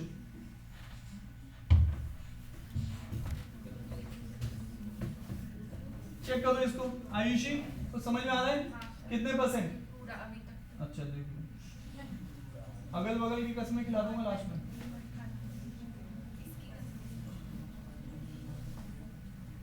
हाँ भाई जल्दी देखो। If the number of student enrolled in the law in both the college is same, relation दे दिया, तो तुम तो ये रिलेशन निकाल के बैठे हो। पहले कॉलेज में लॉ में कितने बच्चे थे? ए में 30%, लेकिन 30 डिग्री थे, और ये कितने डिग्री थे? तो मैंने बोला था 360 लेंगे या छोड़ देंगे? यहाँ पे क्या लिखेंगे? x, यहाँ पे क्या लिखेंगे? और x बाई y का रेशियो हम लोगों ने पहले से निकाला था 3:2। Is that clear to you? तो यहां तक आप पहुंच चुके हो। अब ये पूछ रहा है कि then the total number of student enrolled in college B. अब देखो x और y तो हमने टोटल ही माना था ना। हेलो, इधर आओ। यहां पर मैंने माना कि टोटल बच्चे कितने हैं? x। यहां पे माना टोटल बच्चे कितने हैं? y। रिलेशनशिप तो तुमने दिया कि भैया 30 डिग्री 360 ऑफ x और 45 out of 360 of y are equal. ये क्वेश्चन मुझे दे रहा है, तो मैं x y का रेशियो निकाल लो। That is comes out to be how much? तो ये कौन सा कॉलेज है? ये वाला कौन सा था? ए था, और ये कौन सा था? राइट। तो इसका मतलब है, ध्यान से सुन लो, ज्यादा कौन दिख रहा है रेशियो में? ए, और कम कौन दिख रहा है? बी। ठीक है सब। तो वापस आप क्वेश्चन में क्या पूछ रहा है? पूछ रहा है कंपेयर किससे कर रहा है? ए से, है ना। मोर लेस किससे कंपेयर कर रहा है? तो मम्मी तुमसे कह रही है कि तुम कितने अच्छे हो अपने मामा से, तो मामा है बेस में, ठीक है। तो यहाँ पर इस समय बेस में कौन है? अगेन ए यहां पर जल्दी बोलो, ए क्या लिखूंगा मैं, और मोरलेस कितना है एक, ये इससे एक ज्यादा और ये इससे एक कम, ये वही वाला हिसाब किताब हो गया। तो 33 पॉइंट, कोई डाउट है क्या? ठीक है, कभी मैं यहां पे लिख दूं 2/7, ये ए है और ये बी है, और मैं आपसे पूछ बैठूं कि बताओ ए से बी कितना ज्यादा है, मैडम फोन दीजिएगा।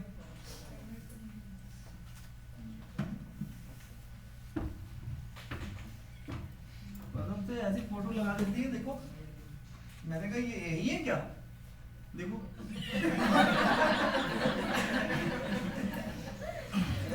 मुझे लगा कोई एक्ट्रेस है, मुझे देखा अरे ये तो यही है, हाँ समझ रहे हो। चलिए वापस आइए यहाँ पर, तो यहाँ पे अगर मैं पूछूं कि ए से कितना बी ज्यादा है, तो भैया एब्सोल्यूट चेंज कितने का है, लेकिन कंपेयर किसके साथ करता हूं, ए से कितना ज्यादा है बी, तो कंपेयर किसके साथ हो रहा है,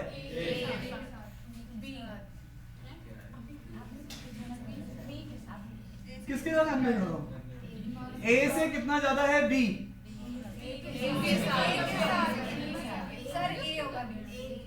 अच्छा चलो इंग्लिश में बोल देता हूं, how much percentage B is more than A,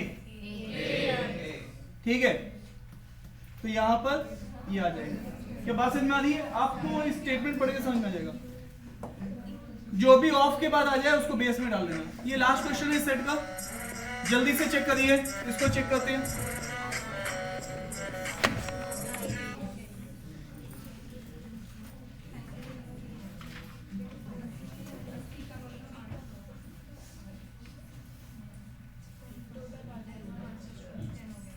science में कितने परसेंट थे, साइंस में कितने थे, इसका मतलब 80 है ना, की वैल्यू कितनी है 800, तो यार 1 डिग्री की वैल्यू कितनी हो जाएगी, यही होगी ना। अब वो पूछ क्या रहा है,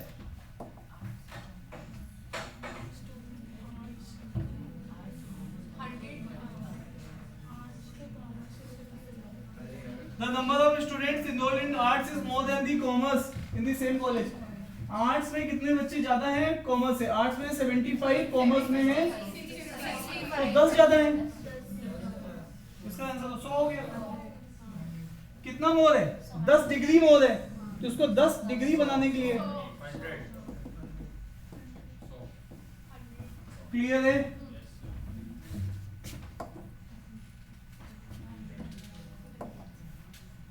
ठीक है, अब ये आ गया नेक्स्ट सेट। अब ये देखो मिक्स टाइप का बार ग्राफ है, ठीक है, तो इसको देखते हैं।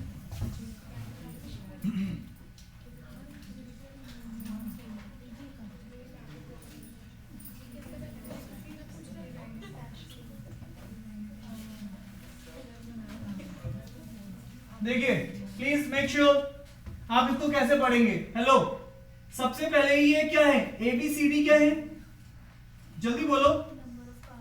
नंबर ऑफ कार्स है, टाइप्स ऑफ कार्स होंगे, टाइप्स ऑफ कार है। ये डे 1 है, यहाँ तो देखो डेज है हॉरिजॉन्टल लाइन में, और ये जो बार चार्ट है ये बेसिकली टाइप्स ऑफ कार है जो किसी शोरूम में किसी पर्टिकुलर डे पे बिक रही है।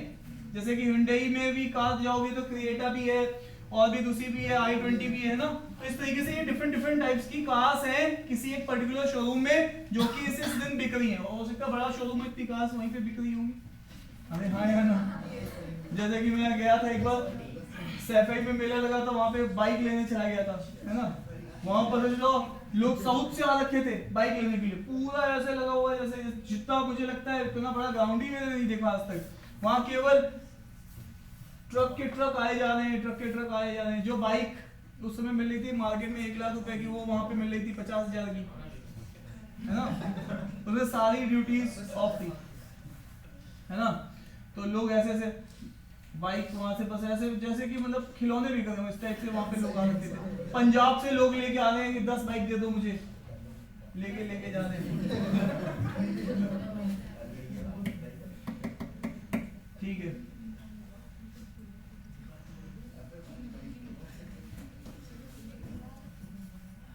कार ऑफ भी थी लेकिन बाइक पे बहुत ज्यादा छूट थी, बाइक जस्ट हाफ रेट पे मिली। चलिए तो यहाँ पर आप देखिएगा डी कितनी बिक रही है, तुम बताओ डी कितनी बिकी? ये 0 से स्टार्ट होता है, 0 से 90, तो 90 बिकी है डी, ठीक है। अब 90 से कितनी स्टार्ट करोगे? 90 से लेके 160 तक कितनी होगी? 70 बिकी। और ध्यान से देखो ये सी टाइप की कार बिकी है, 160 से 240 तक 80 बी टाइप की कार बिकी है, और 20 बिकी है ए टाइप की कार। ये है हिसाब किताब, समझ पा रहे हैं? तो जरा मेरे साथ बोलेंगे मैडम, आप बताइएगा 80 को किस टाइप की कार? फिर यहां से यहां तक 100, जल्दी बोलो, यहां से। तो ये इस टाइप से आपको इंटरप्रिटेशन करना था इस ग्राफ का। तो यही हमें डिफरेंट टाइप के ग्राफ एग्जाम में पहले से देख के जाने, ठीक है। जितने मैक्सिमम टाइप के ग्राफ देख के जाएंगे उतना ही हमें एच मिलेगा, क्योंकि वो कोई भी रैंडम ग्राफ देगा, अगर मेरे को पहली बार देख लिया मैंने एग्जाम में तो मैं तो गिव अप कर दूंगा वहां पे, क्योंकि प्रेशर इतना होता है, ठीक है। चलिए वापस से चले। अब वही वेब वाला क्वेश्चन बहुत सारे बच्चों ने गिव अप कर दिया होगा। हमारे यहाँ के 3 बच्चे उस सेट को पूरा कंप्लीट बना गए हैं, 3 बच्चे पूरा कंप्लीट, जबकि काफी डिफिकल्ट इंटरप्रिटेशन थी उस वेब चार्ट की, है ना। एक तो वो देखने में बहुत कम दिख रहा था, ठीक है, उसके डेटा मतलब सही से दिख नहीं रहा था, मतलब स्क्रीन पे, जैसे यहाँ पे तो हमने जूम कर दिया ना, वहां क्या करोगे। चलिए पहला क्वेश्चन देखते हैं।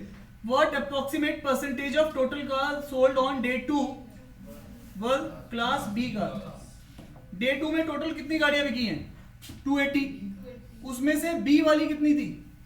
बी देखो, बी कहां से गिनोगे? अब ए बी ऐसे मत गिन देना, 60, बस कितने में से?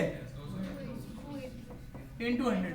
यही पूछा ना, a is what percentage of b, इसको सॉल्व करना है। कितना आएगा? कितना आएगा जल्दी बोलो। अरे ये कितना था? 60 by 20, 66 by 28 into 100, तो 600 है ना। तो ये कितना आ रहा है? 20 है ना। एक ये दिख ही रहा है कितने टाइम जा रहा है? 2 टाइम जाएगा ही जाएगा। तो 2 टाइम में केवल एक ही ऑप्शन है, यहीं से खत्म काम, पूरा सॉल्व करने की जरूरत ही नहीं है। क्लियर है? वापस आइए, ये भी एग्जाम का ही सेट है, वापस आइए। तो सेट देख ही लिया तुम लोग ने।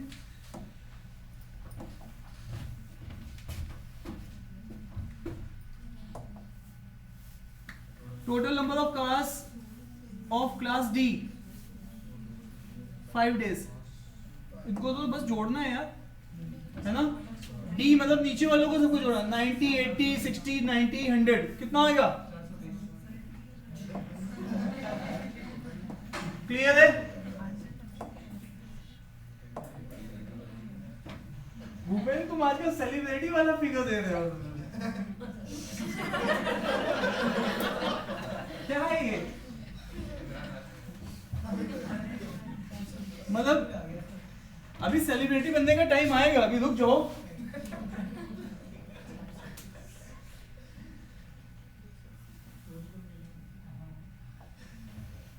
सेलिब्रिटी ऐसा होता है जैसे कि बरेली कॉलेज में आप पढ़ रहे हो या रीजनल कॉलेज में, और वहां पे आपने एग्जाम निकाल लिया, जैसे नवंबर में एग्जाम होता है, दिसंबर जनवरी में रिजल्ट आ जाता है, एग्जाम निकल गया, जूनियर कहेंगे अरे ये देखो वहां सीनियर चल रहा है जिसका इतना परसेंटाइल आया है, अरे इनका गवर्नमेंट में जॉब निकल, वो सेलिब्रिटी वाली फीलिंग आती है।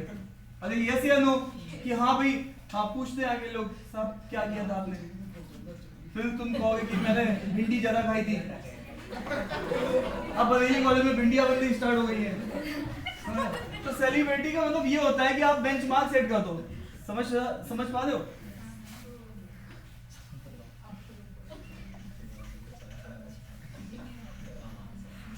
इसको देखो,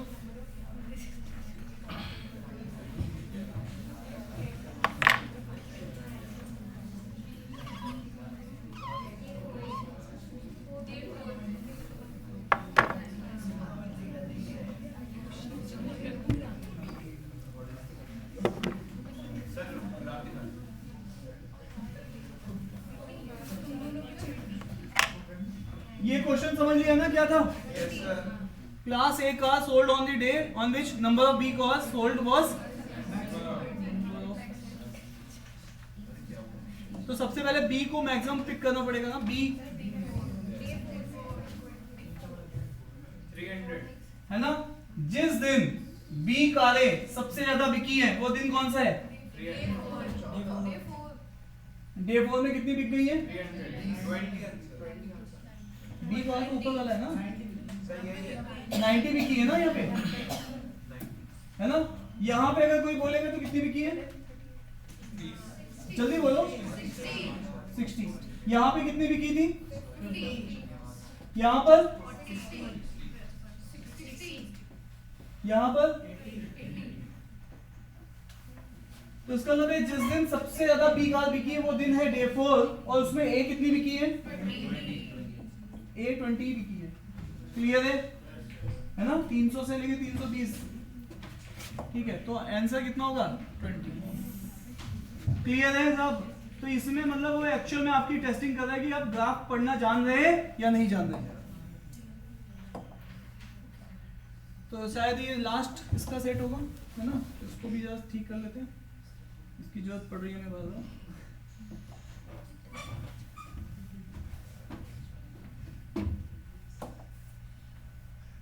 क्या क्वेश्चन है? On which of the following days was the percentage increase in the number of.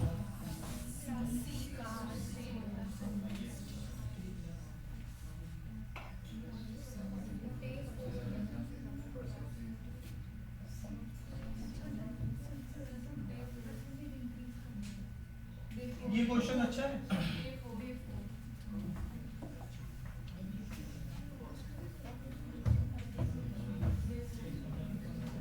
Hello, हाँ आयुषी जी, आयुषी जी आपके, हेलो आयुषी जी फर्स्ट सेमेस्टर में आ गई कॉलेज के। आयुषी के परसेंटेज आए 60, सुनना 60 आ गए। अब आयुषी से पिताजी पूछते हैं बेटा कितने परसेंटेज बढ़े, तो आयुषी का जवाब क्या होगा? पापा अभी तो एडमिशन लिया है, पिछला रेफरेंस ही नहीं है मेरे पास कुछ। अरे यस या नो। आप जब परसेंटेज इंक्रीज डिक्रीज करते हो तो प्रीवियस वैल्यू से बताते हो। किससे बताते हो? अब जब इन्होंने एडमिशन ही फर्स्ट में लिया है तो इनके पहला ये भी इंक्रीज डिक्रीज नहीं बता सकते। इसी तरीके से डे 1 में आप इंक्रीज डिक्रीज सी कार में नहीं बता सकते हो क्योंकि पिछला डेटा आपको नहीं पता है। Is that clear to you? तो यहां पर डे 1 में इंक्रीज डिक्रीज आप नहीं बता सकते हो। अब क्या करेंगे? डे 2 में सी कार यहां पे टोटल कितनी है? जल्दी बोलो, अरे बोलो। 70 है, ठीक है। तो 70 है, अगले डे में कितनी बिकी है? 100। तो यहां पर कितना परसेंटेज बढ़ रहा है ये क्वेश्चन है। तो एब्सोल्यूट वैल्यू कितनी है? 30, और बेस कितना है? 70। अभी मैं इसको यहीं पे रोकता हूं। अब देखिए यहां पर ये 100 थी और यहां पे कितनी है सी का? 80। तो ये वाला डे भी नहीं होगा क्योंकि यहां डिक्रीज हो रही है। उसने क्या पूछा है? इंक्रीज पूछा है। तो आप यहां से 100 से मतलब डे 3 में आप नहीं बता सकते। Is that clear to you? अब वापस आइए, वापस इसको देखते हैं। हाँ जी, ये कितना है? 120। यहां से यहां तक कितना बढ़ रहा है? 40 बट कितने में से? 80 में से। अरे हाँ या ना? तो अब वापस देख लीजिए ध्यान से, लास्ट में क्या है? 120 से यहां पे कितनी हो गई है? अब बताइए ये बढ़ रही है घट रही है? तो अब आपके पास दो ही ऑप्शन है जो चेक करने हैं आपको, एक तो डे 2 का और एक डे 4 का। तो अब बताइए यहां पर है 3/7, वहां पर है 4/8। 3/7 और ये है 1/2। क्लियर है? तो अब आप ऐसे केसेस में क्या करोगे? इस वाले को 2 से मल्टीप्लाई कर लो और इस वाले को 7 से। ये कितना बन जाएगा? 14। ये भी कितना बन जाएगा? 14। तो ये 1/14 और ये क्या है? तो कौन ज्यादा है?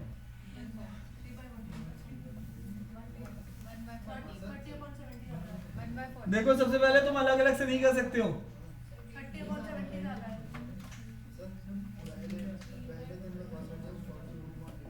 अरे ये दिख भी रहा होगा तुम्हें। 1/7 कितना होता है जो बताना? 14.28। 3 टाइम भी करोगे तो 50 से कम रहेगा ना। अरे यस या नो? तो इसका मतलब यहाँ पे ये परसेंटेज ही ज्यादा है। अरे हाँ या ना? अगर मुझे इनको कंपेयर भी करना था तो ये 3/7 और ये क्या है 1/2 है, मैं अलग अलग से मल्टीप्लाई नहीं कर सकता, मेरे को सेम से करना होगा। मैंने वहां पे अलग अलग से किया है, इसलिए आंसर गलत आ रहा है। मेरी बात समझ में आ रही है नहीं आ रही है? अच्छा दूसरी बात है, अगर आप इसको क्रॉस मल्टीप्लाई भी करोगे तो ये कितना आ जाएगा 6 और ये कितना हो जाएगा, तो यहां से तुम इसको ऐसे करोगे। चेक क्लियर है कि 7 ज्यादा है 6 कम है। कितने लोग यहाँ पे कंफर्टेबल है? Raise your hand. सबको समझ में आ रहा है? तो कौन सा था? डे 4। हाँ ठीक है।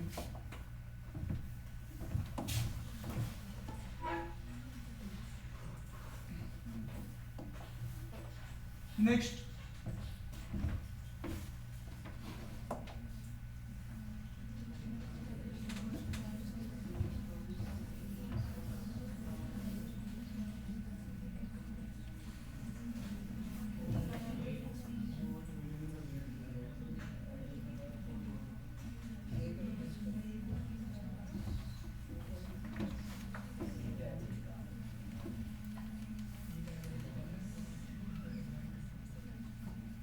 बताइए।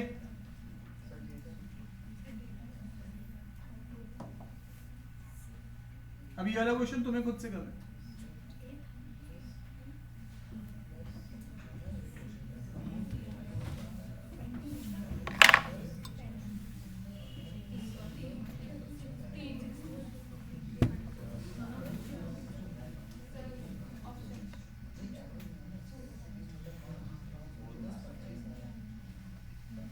चले आगे। हो गया इस क्वेश्चन का आंसर?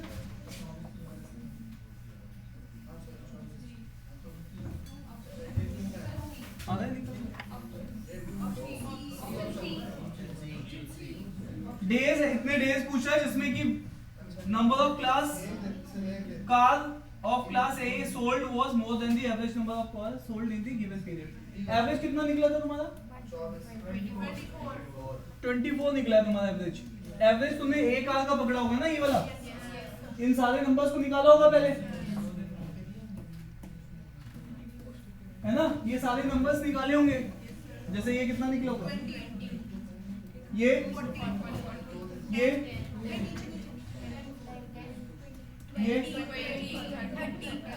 इन सब का एवरेज 24 है ना? तो ये एवरेज निकाला। अब एवरेज पूछा है किससे, तो ऑब्वियसली यहाँ पे कम है, यहाँ देखो 20 ऑन एन एवरेज 24 का देखिए, यहाँ पे 20 है, यहाँ तो ऐसे कौन से दो दिन है?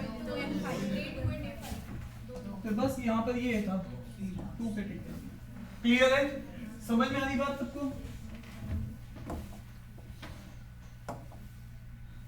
ये लास्ट इसका डीआई का सेट है, ठीक है? ये एग्जाम में नहीं पूछा गया है, इसके सामने स्टार मार्क नहीं है, ये एक्स्ट्रा प्रैक्टिस के लिए, ठीक है? ये आपने देख लिया। नीचे क्या दिखा हुआ है? वर्टिकल लाइन में क्या है? मतलब जिन बच्चों के 0 से 10 नंबर हैं, ऐसे बच्चे कितने हैं? 20 बच्चे। जो बच्चे 10 से 20 के बीच में, ऐसे बच्चे कितने हैं? इसी तरीके से आप देख रहे हो मैक्सिमम बच्चे जो लाई कर रहे हैं वो किसके बीच में है? 30 to 40 के बीच में। वो बच्चे कितने हैं? 60। Interpretation of the graph is clear. तो आपको हमेशा देखना है कि वर्टिकल और हॉरिजॉन्टल लाइंस में क्या है। सबसे पहला ग्राफ देखते ही ये काम करना है आपको, ठीक है?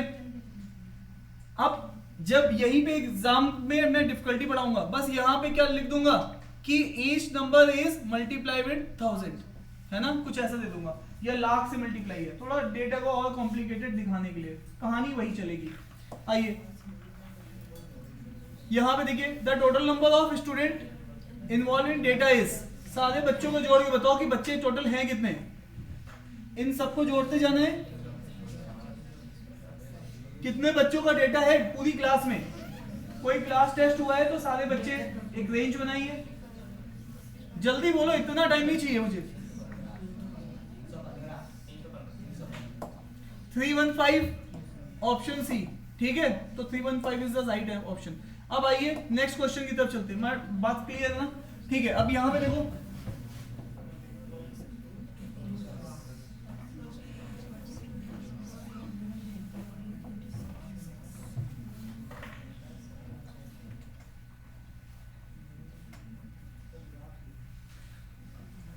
The percentage of marks of the student who secured more than the और इक्वल टू 50%, है ना।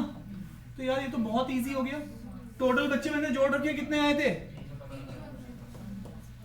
तो ऐसे कितने बच्चे हैं जो कि 50 या 50%? तो मुझे ये वाली लाइन के ऑनवर्ड लेना है ना, ये वाला डेटा सेट लेना पड़ेगा मुझे यहां से यहां तक। तो बताओ कितना होगा, इन सबको जोड़ो। ये हो गया 50, 60, 100, 115। तो ये करना है तुम्हें एक्चुअल में, ठीक है। 115 बाई 315। अब यहां पे देख लो, 36.5।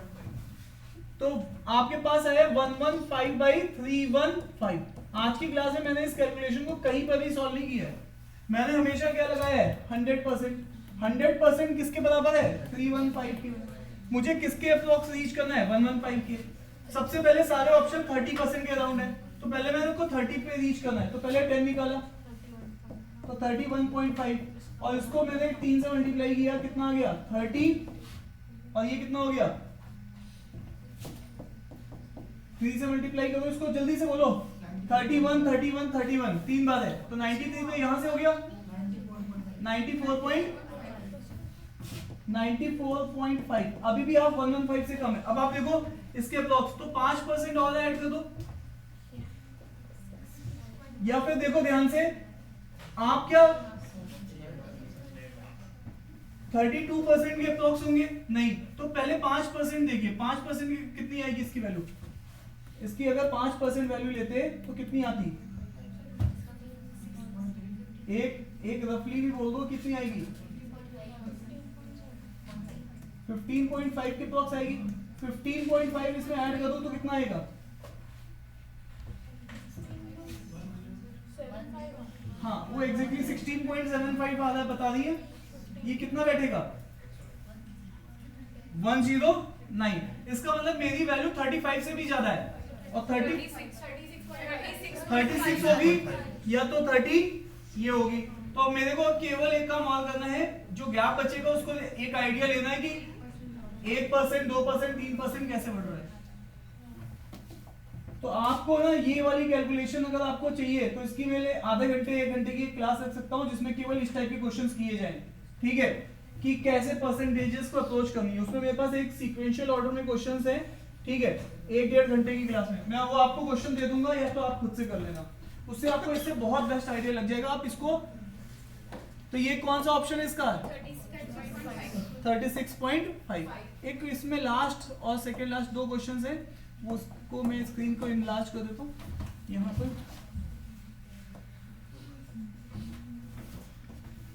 इसके बाद हम लोग एक डिसीजन मेकिंग के 2 सेट सॉल्व करके, 2-3 सेट सॉल्व करके देखेंगे। ये तो लास्ट है। इसके बाद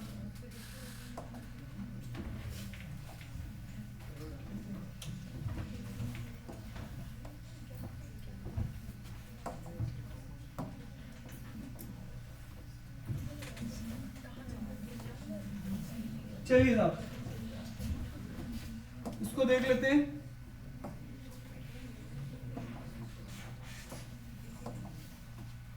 The ratio between the number of students who secured less than 40 marks, ये तो बहुत इजी क्वेश्चन है। किससे लेस चाहिए हमें?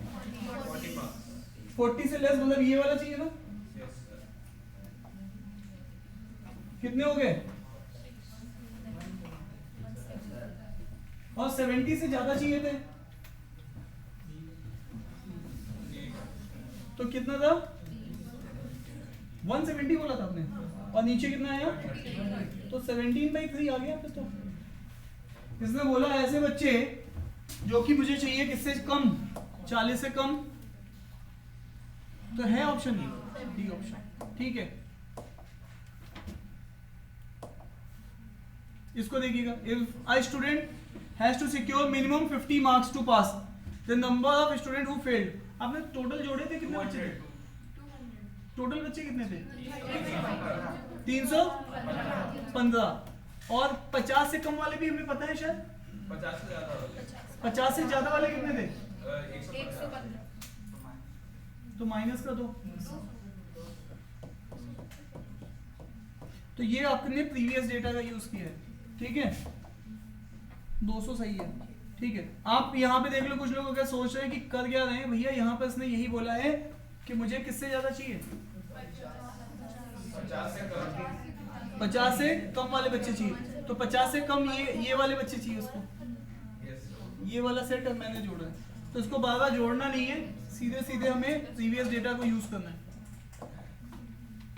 लास्ट सेट है इसका, last problem of this set,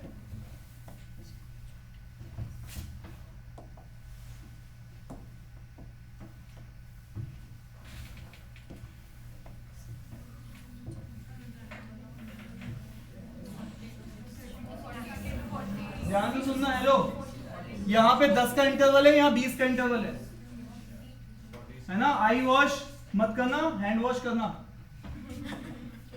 इधर देख लो, इंटरवल देख के आंसर बोलना, सब 10-10 के नहीं है, ठीक है। तो ये यहाँ पे भी 20 का इंटरवल है, तो 30 से 40 के बीच में कितने लोग हैं, 30 से 40 के बीच में तो साफ साफ 60 है। और उसने और कौन सा बोला है, 30 to 40, 30 to 40 कितने हैं, 30 to 40, 20 to 30 तो कम ही है। उसके बाद 40 to 60 में कितने हो गए, 75 हो गए। और 70 to 90 कितने हैं, ये तो काफी कम है, 25। तो हमारा ठीक है, तो यहां पर सी ऑप्शन हो जाएगा। क्लियर है। अब मैं आपके सामने डिसीजन मेकिंग की कुछ सेट लगाऊंगा, उस सेट में केवल लॉजिकल डिसीजन लेने होंगे आपको, ठीक है। ये होगी आज की DI की बेसिक क्लास, ठीक है। अगली क्लास में हम लोग यही सेम चार्ट्स लेंगे, पर थोड़े से और बेटर क्वेश्चन होंगे, है ना, जिसमें थोड़ी सी कैलकुलेशन इंटेंसिव होगा। ये सब CGL के लेवल के थे, अगले लेवल में बैंक के लेवल के देखेंगे, ठीक है। अरे हाँ या ना। तो नेक्स्ट वाली सैटरडे में एक क्लास और मैंने फिर इसकी की रहेगी। चलिए अब वापस आइए,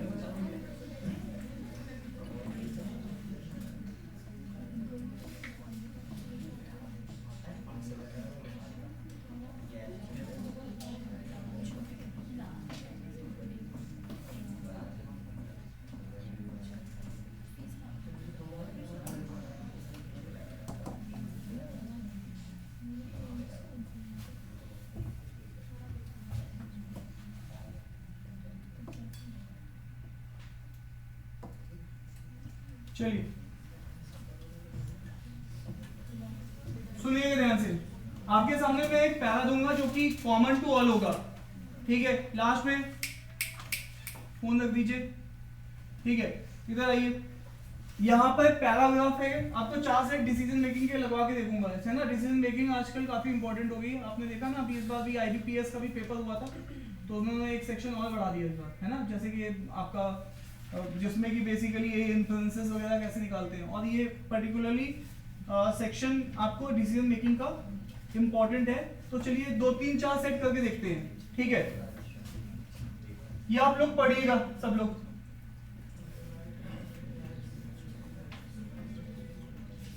तो कहानी कुछ ऐसी है कि प्रवीण ने एक रेस्टोरेंट खोला है जिसका नाम डिलाइटफुल ट्रीट है, जो कि एक रेसिडेंशियल कॉलोनी में है। रेसिडेंशियल कॉलोनी के लोग के साथ प्रवीण जो मैनेजर है उस रेस्टोरेंट का, उसके टाई अप अच्छे हैं। अरे यस या नो।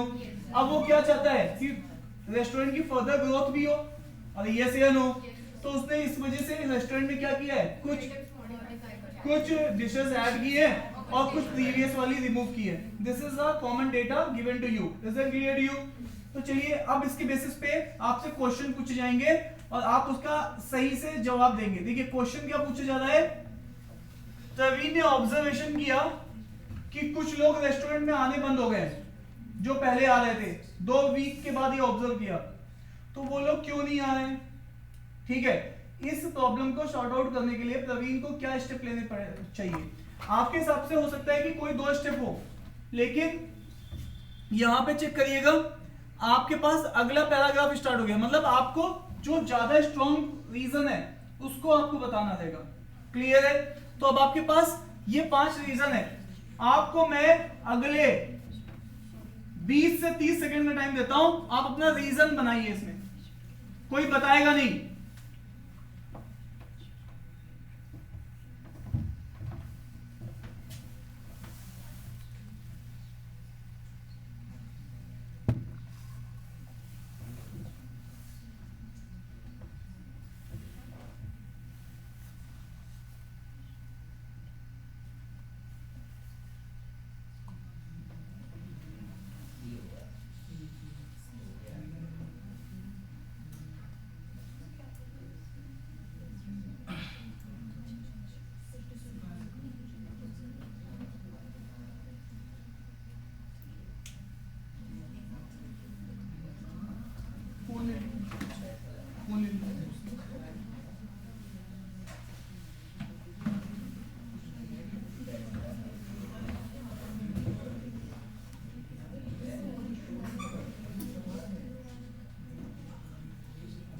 चलिए टाइम अप। सुनिए ध्यान से, कितने लोग कह रहे हैं कि सर पहला रीजन ए ऑप्शन होना चाहिए? देखिए, जो भी डेटा आपको दिया गया है, एक होता है डेटा, एक होता है एजम्पशन। कहीं पे भी डेटा में ये चीज नहीं मेंशन है कि जब मेन्यू चेंज हुआ उसकी वजह से लोगों ने आना बंद किया है। कहीं पे भी ये मेंशन है क्या? कहीं पे भी डेटा में ये हिंट है? नहीं है।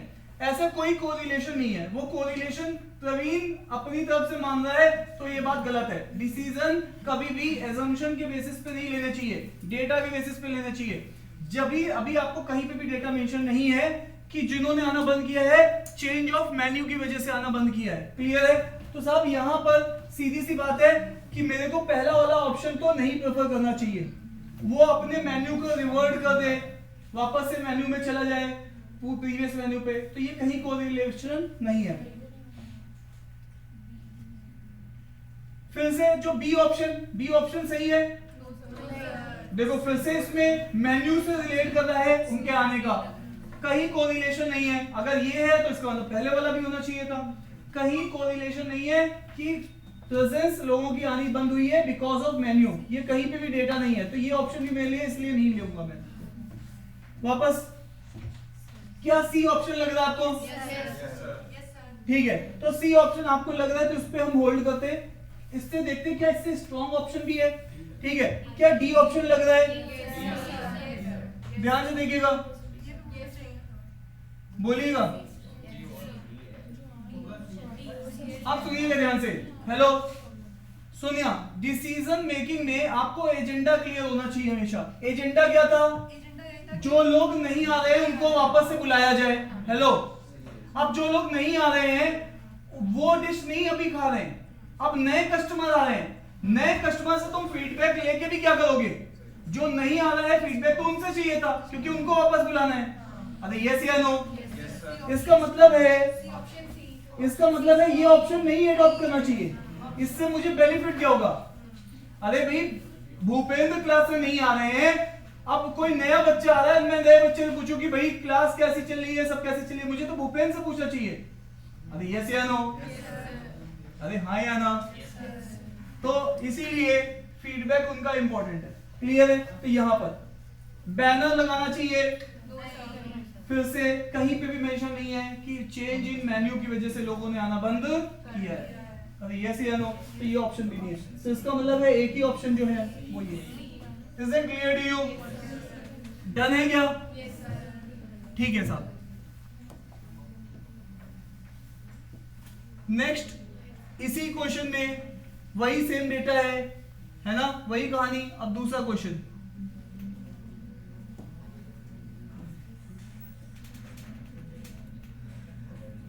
अब इसमें ऑप्शंस देखिएगा कुछ इस तरीके से दिए गए, मतलब 1 2 1 3, मतलब इस तरीके से ऑप्शंस हो सकते हैं। तो आप पहले इसको पढ़ लीजिए।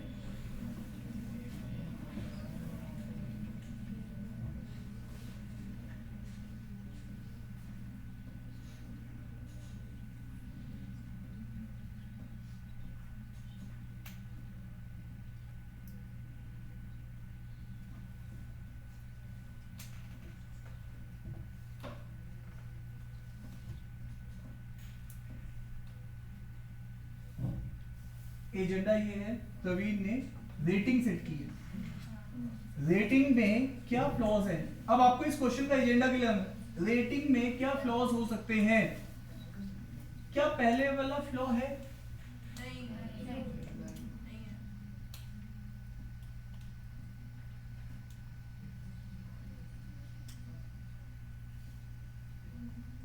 देखिए मैं एक दो बच्चों से पूछूं कि क्लास कैसी चल रही है, ये मैं सभी बच्चों से पूछूं तो ये तो और डिटेल हो गया ना, ये कोई फ्लॉ तो नहीं है ना, वो तो और डिटेल स्टडी होगी। तो पहला वाला पॉइंट कोई फ्लॉ तो नहीं है, फ्लॉ मतलब कमी, ठीक है। क्या दूसरा वाला पॉइंट? नहीं है सर। क्या दूसरा वाला पॉइंट फ्लॉ है? देखो पहला वाला फ्लॉ नहीं है, एक से बेटर है 10 लोगों से पूछना।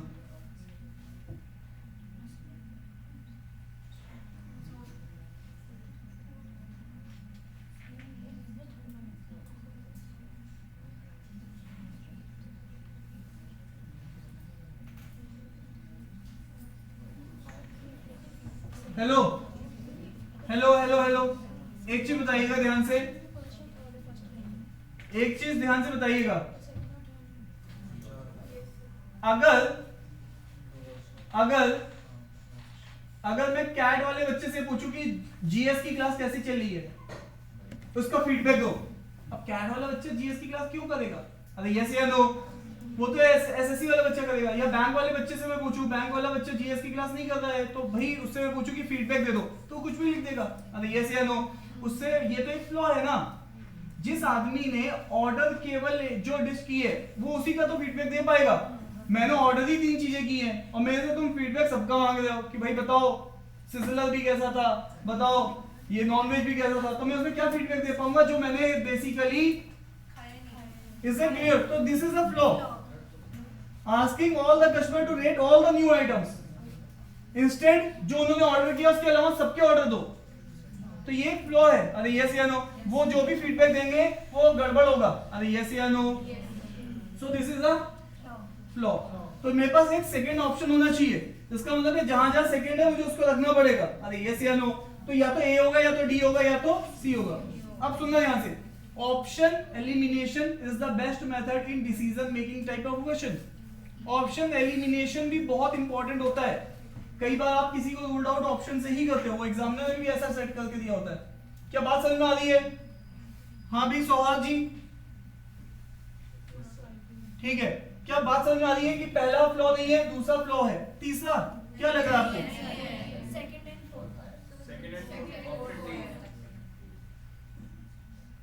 है ना, स्केल का भी कोई मतलब नहीं है ना, स्केल 1 से 5 हो 1 से 10 उससे कोई खास फर्क नहीं है, ठीक है ना। तो ये भी एक फ्लॉ है ना। आपने पूछा ही नहीं ओल्डर आइटम के बारे में, तो आप कंपेयर कैसे करोगे कि ओल्डर और न्यूअर कैसा है, ठीक है। तो अगर नहीं पूछ रहे तो वो फ्लॉ है। तो सेकंड और फोर्थ केवल एक ही ऑप्शन में है, वो कौन सा है? D option. तो यहां पर ये वाला इसीलिए तुम्हें चेक भी करने की जरूरत नहीं है, अरे यस या नो। कितने लोग इस दोनों क्वेश्चन में कंफर्टेबल हैं? पहले हाथ उठा देते हो, पूरी बात नहीं सुनते हो है ना, खत्म करो, सीधे हाथ उठा दो, ठीक है। ये वही क्वेश्चन है। अब बताइए,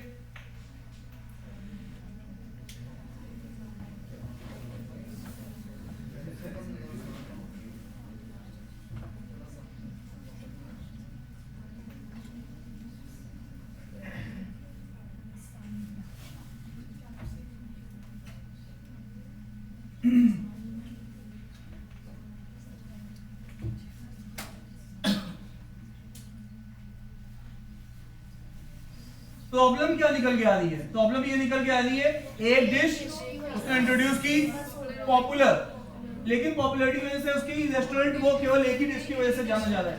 सर और ऑप्शन निकालिए। अरे यस या नो। जैसे कि हमारी क्लास में वो जो भी गए हैं वो क्या है, समोसे किसके फेमस है? आदर्श। हाँ, तो आदर्श के पास और भी आइटम है लेकिन वो समोसे के नाम से ही जाना। आदर्श को ये बात पसंद नहीं आ रही है। आदर्श को क्या स्टेप लेने चाहिए? सबसे पहले समोसे बंद कर दे,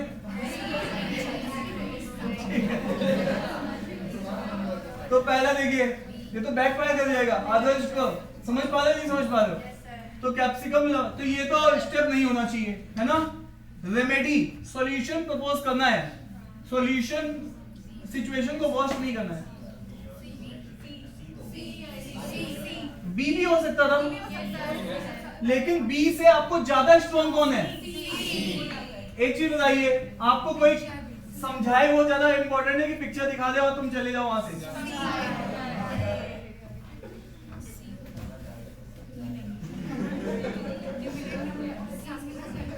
हेलो पीछे वालों, तुम तो समझ रहे हो ना, सबसे पीछे क्या समझ रहे हो? इनको एक दिन पिक्चर आती है, हेलो, इनको एक दिन पिक्चर आती है, खाना बना होता है, नीचे लिखा होता है खा लो। इन्होंने पिक्चर देखी, स्क्रॉल कर दिया, अब इनको फोन आ रहा है, खाना खाया, पानी पिया, क्या चीज ज्यादा असर डालेगी? देखो वो छिप गया, देखो तुरंत छिप गया। हाँ भाई, तो क्या लग रहा है आपको, क्या इंपॉर्टेंट है? अच्छा, तो यहां पर बी और सी में टाई था, तो स्ट्रॉन्ग ये है। रीनेम कर दो फिर से, समोसे का नाम रीनेम कर दिया उन्होंने, कल से पकोड़े लग दिया।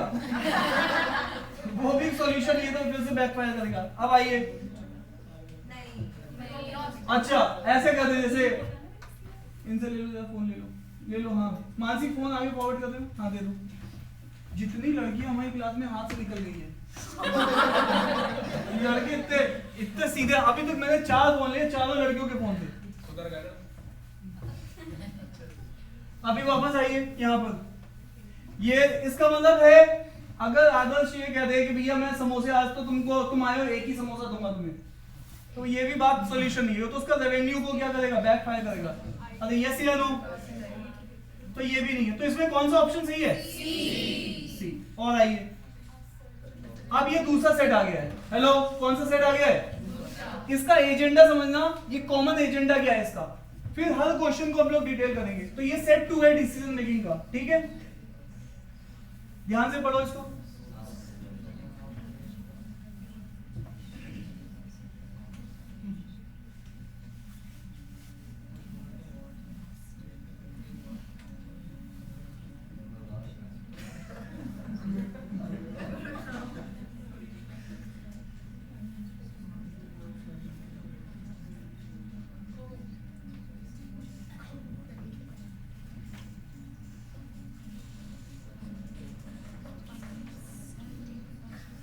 तो हम इसको ग्रीनलैंड बोल लेते हैं, ठीक है। तो ग्रीनलैंड में एक डिसीज मस्ट फैली है, जो कि वायरल है, वाटर की वजह से है, बट वो फैटल डिसीज नहीं है, और 1 हफ्ते में लोग भी क्या हो जाते हैं? 1/10 पॉपुलेशन क्या हो चुकी है? क्लियर है? तो ये इतनी बात आपको डिसीज के बारे में पता चल गई है। अब आपके पास सामने क्वेश्चन आ रहे हैं, और इसके लिए कोई भी वैक्सीन अवेलेबल नहीं है, और कोई भी फर्दर इंफॉर्मेशन भी नहीं है।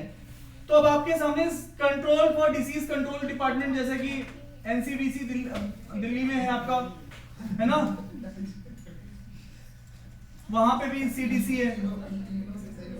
तो सीडीसी का पहला स्टेप क्या होना चाहिए, ये आपको डिसीजन लेना है इस बारे में।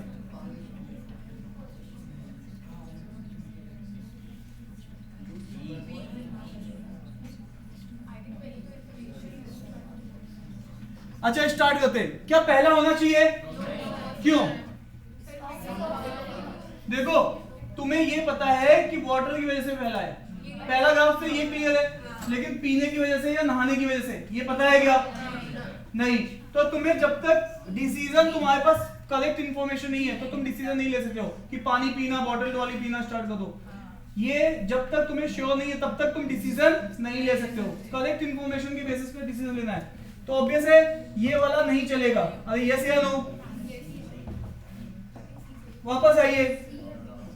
अच्छा 10% पॉपुलेशन ऑलरेडी इन्फेक्ट हो गई है, और आप फोन वहां पे बताओगे सावधान रहें, सुरक्षित रहें। तो आधी पॉपुलेशन 10% तो पहले से पता है सबको, भैया सावधानी रखनी है, सुरक्षित रहना है।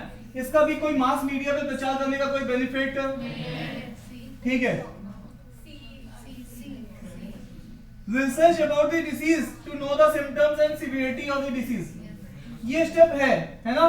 कोई भी गवर्नमेंट एकदम से डिसीज फैल रही है तो पहले तो उसके ऊपर स्टडी होनी मस्ट है, और उसके ऊपर जो भी डेटा है उसको लेना, और उसकी सिवियरिटी कितनी है, कैजुअलिटी कितनी होती है, ताकि लोगों को बताया जा सके। वैक्सीन डेवलपमेंट एक लॉन्ग प्रोसेस है ना, उसको फर्स्ट स्टेप लेना है। ऐसा नहीं पूछा सीरीज ऑफ स्टेप बताइए, उसने कहा फर्स्ट स्टेप। तो पहले दिन जाऊंगा कहूंगा वैक्सीन बनने वाली है, तो उससे कोई मतलब नहीं। वैक्सीन तो जब बनेगी जब उसके ऊपर रिसर्च, तो वैक्सीन से पहले वाला स्टेप ये है। अरे यस या नो? लॉकडाउन लगा दो,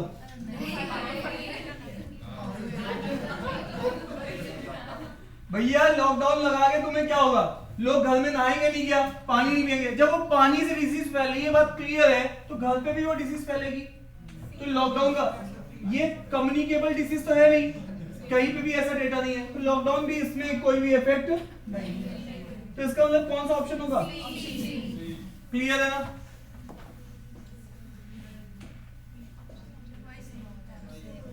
वही सेम पैरा है। अब इसको देखो, इसमें देखो मल्टीपल ऑप्शन है। अब आप देखो इसमें डेटा क्या दिया गया है। अब ये कॉमन डेटा से अलग है।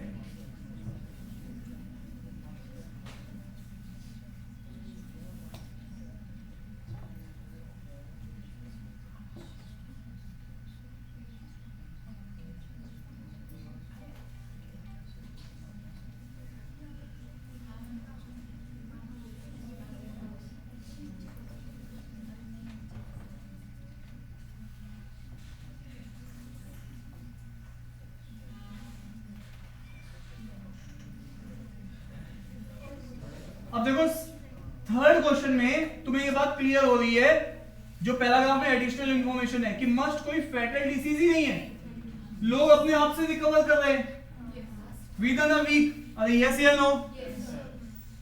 और लेकिन मीडिया ने मस्ट को, लोगों के दिमाग में क्या बैठ गया है? डर।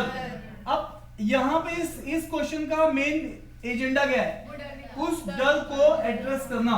अरे यस या नो? तो इसके लिए सीडीसी को क्या स्टेप लेने चाहिए? सबसे पहले एक रिसर्च पेपर पब्लिश कर दे। आपको खुद पता होगा, आप लोगों में से यहाँ पे बैठे हुए इतने लोगों में से एक ने भी रिसर्च पेपर नहीं पढ़ा होगा। रिसर्च पेपर केवल 0.05% जनता पढ़ती है, और वो उसमें इतने टेक्निकल टर्म होते हैं कि एक लेमन इंसान तो समझ ही नहीं पाएगा। रिसर्च पेपर तो यहाँ पर कोई डर दूर करने के लिए काम में नहीं आएगा, ये रिसर्च के काम में आएगा। तो पहला ऑप्शन तो सही नहीं है। अरे यस या नो? ये देखो जीनोमिक डिफरेंसेस बताओगे तुम एक मजदूर को तो क्या समझेगा? अरे यस या नो? तुम उसकी बायोलॉजिकल कॉन्फ़िगरेशन बताओगे कि भाई उसमें देखो 4 हेरिडिटरी सिम्टम है, इनमें 2 ही है, तो वो क्या समझेगा? इट इज अगेन एड्रेस आपको किसको करना है? पीपल को। और पीपल कौन होते हैं? Common person. कॉमन पर्सन में से बहुत सारे लोगों को टेक्निकलिटी भी नहीं पता होती है, ठीक है? तो पहला और दूसरा सही नहीं है। अब देखो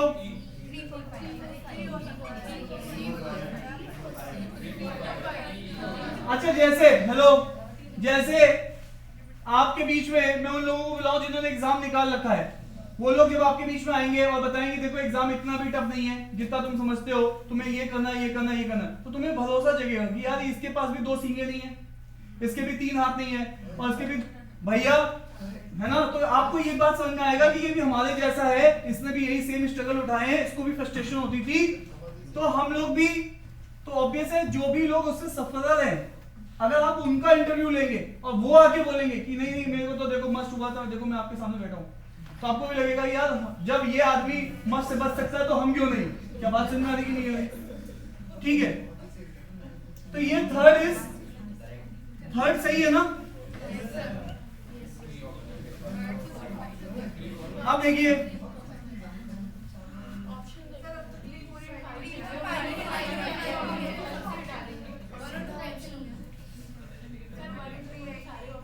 थ्री अब आपके पास, तो बस आपके पास 1 तो है नहीं, केवल अब यहां से क्या हो गया? क्या बात समझ में आ रही है? इसका मतलब 4 भी सही है और है ना।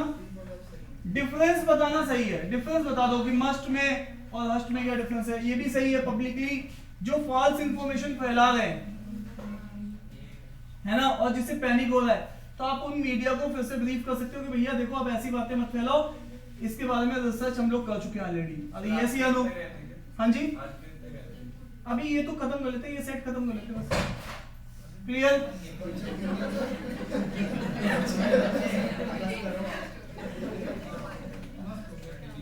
चलिए एक ये लास्ट सेट कर लेते हैं, इसका लास्ट क्वेश्चन इसका।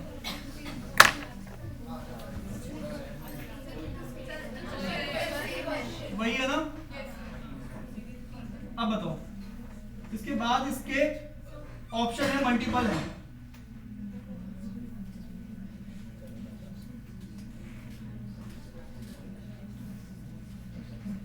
अब देखो अगले पैरा में उसने सिम्टम्स बदल दिए। अब कैसे सिम्टम्स है? हाई फीवर, नेजल कंजेशन भी है, बट मोर्टेलिटी रेट उसकी क्या है? मतलब कोई मर नहीं रहा ऐसे, ठीक है। वैक्सीन कितने महीने में तैयार हो जाएगी? 6 महीने में। क्या सीडीसी को करना चाहिए? और सुनना ध्यान से, वो कौन सा स्टेप पूछ रहा है? Most critical step. देख लो। अच्छा सबसे नीचे देखेगा, सीडीसी को क्या स्विमिंग पूल बंद कर देना चाहिए? क्यों नहीं करना चाहिए? अरे जो चीज वाटर से फैल रही है, वैक्सीन आने में 6 महीने हैं, पता चला ये कंटेमिनेशन पानी पीने से नहीं बोल रहे हैं, लेकिन पब्लिक प्लेस, अरे जो डिसीज वाटर से फैल रही है, उसमें मान लो किसी के नहाने से फैल रही है कुछ है, तो वो तो मास मीडिया को फैल जाएगी ना। जितने फन सिटी पहुंचे सबको हो गया, अरे है ही नहीं है, तो वो तो सबसे पहले बंद करना चाहिए।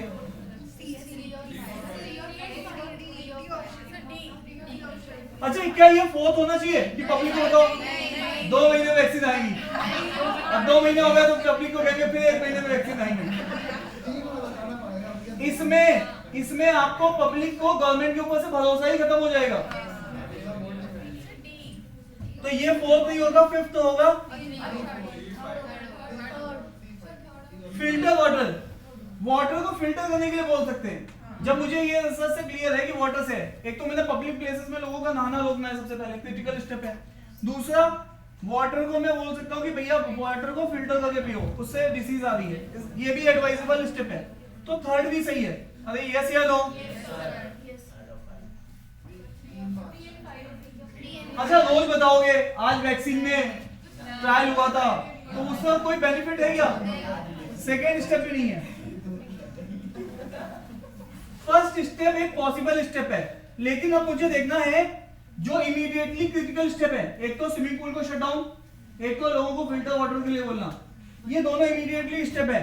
तो मेरे पास कौन से तो होने चाहिए? 3 और 5। 3 और 5 कौन से ऑप्शन है? तो 4 तो हो नहीं सकता, तो इसीलिए यहाँ पे केवल और केवल एक ही ऑप्शन होगा, डी। क्लियर है? अरे हाँ या ना? तो ऐसे मैंने आपको डिसीजन मेकिंग के बताए थे। हेलो, सब लोग बैंक के खाते यूज करते हैं? सबके पास बैंकिंग के खाते हैं। आपको पता है आईएफएससी कोड होता है उसमें? कितने डिजिट का होता है? 16, 6, 8 का, अरे 10 का या 11 का? बोलो। 11। उसमें जो 5th लेटर होता है वो किस चीज के लिए रिजर्व किया गया है? 5th लेटर उसमें आईएफएससी कोड में रिजर्व है, बट किस चीज के लिए रिजर्व है? हाँ 0 ही आता है, बट वो रिजर्व है ना 0, सभी में 0 ही होता है वो, लेकिन वो क्यों रिजर्व है? For future purpose. किसके लिए रिजर्व है? किसके लिए रिजर्व है? फ्यूचर पर्पस के लिए रिजर्व है। बात समझ में आ रही है? अब ये फ्यूचर पर्पस क्या है? आपको पता है एसबीआई की कितनी ब्रांचेस है पूरे इंडिया में? हर ब्रांच को एक यूनिक कोड देना पड़ेगा। ब्रांचेस बढ़ती जा रही हैं, आगे चल के भी बढ़ेंगी। अभी तो लास्ट के इतने डिजिट से काम चल रहा है, मान लो आगे चल के वो डिजिट बढ़ गई तो आपको वो वाला फ्यूचर रेफरेंस को भी क्या करना पड़ेगा, यूज करना पड़ेगा। अरे मेरी बात समझ में आ रही कि नहीं आ रही है? अरे मान लो 100 तक ब्रांच है तो आपको 3 डिजिट से काम चल रहा है, 999 तक पहुंचा तब भी काम चल रहा है, लेकिन मान लो 1001 ब्रांच हो गई तो चौथी डिजिट एक होनी चाहिए ना, एक फ्यूचर रेफरेंस के लिए। अरे यस या नो, ताकि सिस्टम को बार बार चेंज ना करना पड़े। अरे हाँ या ना? अभी तुम लोग जाने के मूड में लग रहा है, चलो ठीक है आज यहीं पे थैंक यू।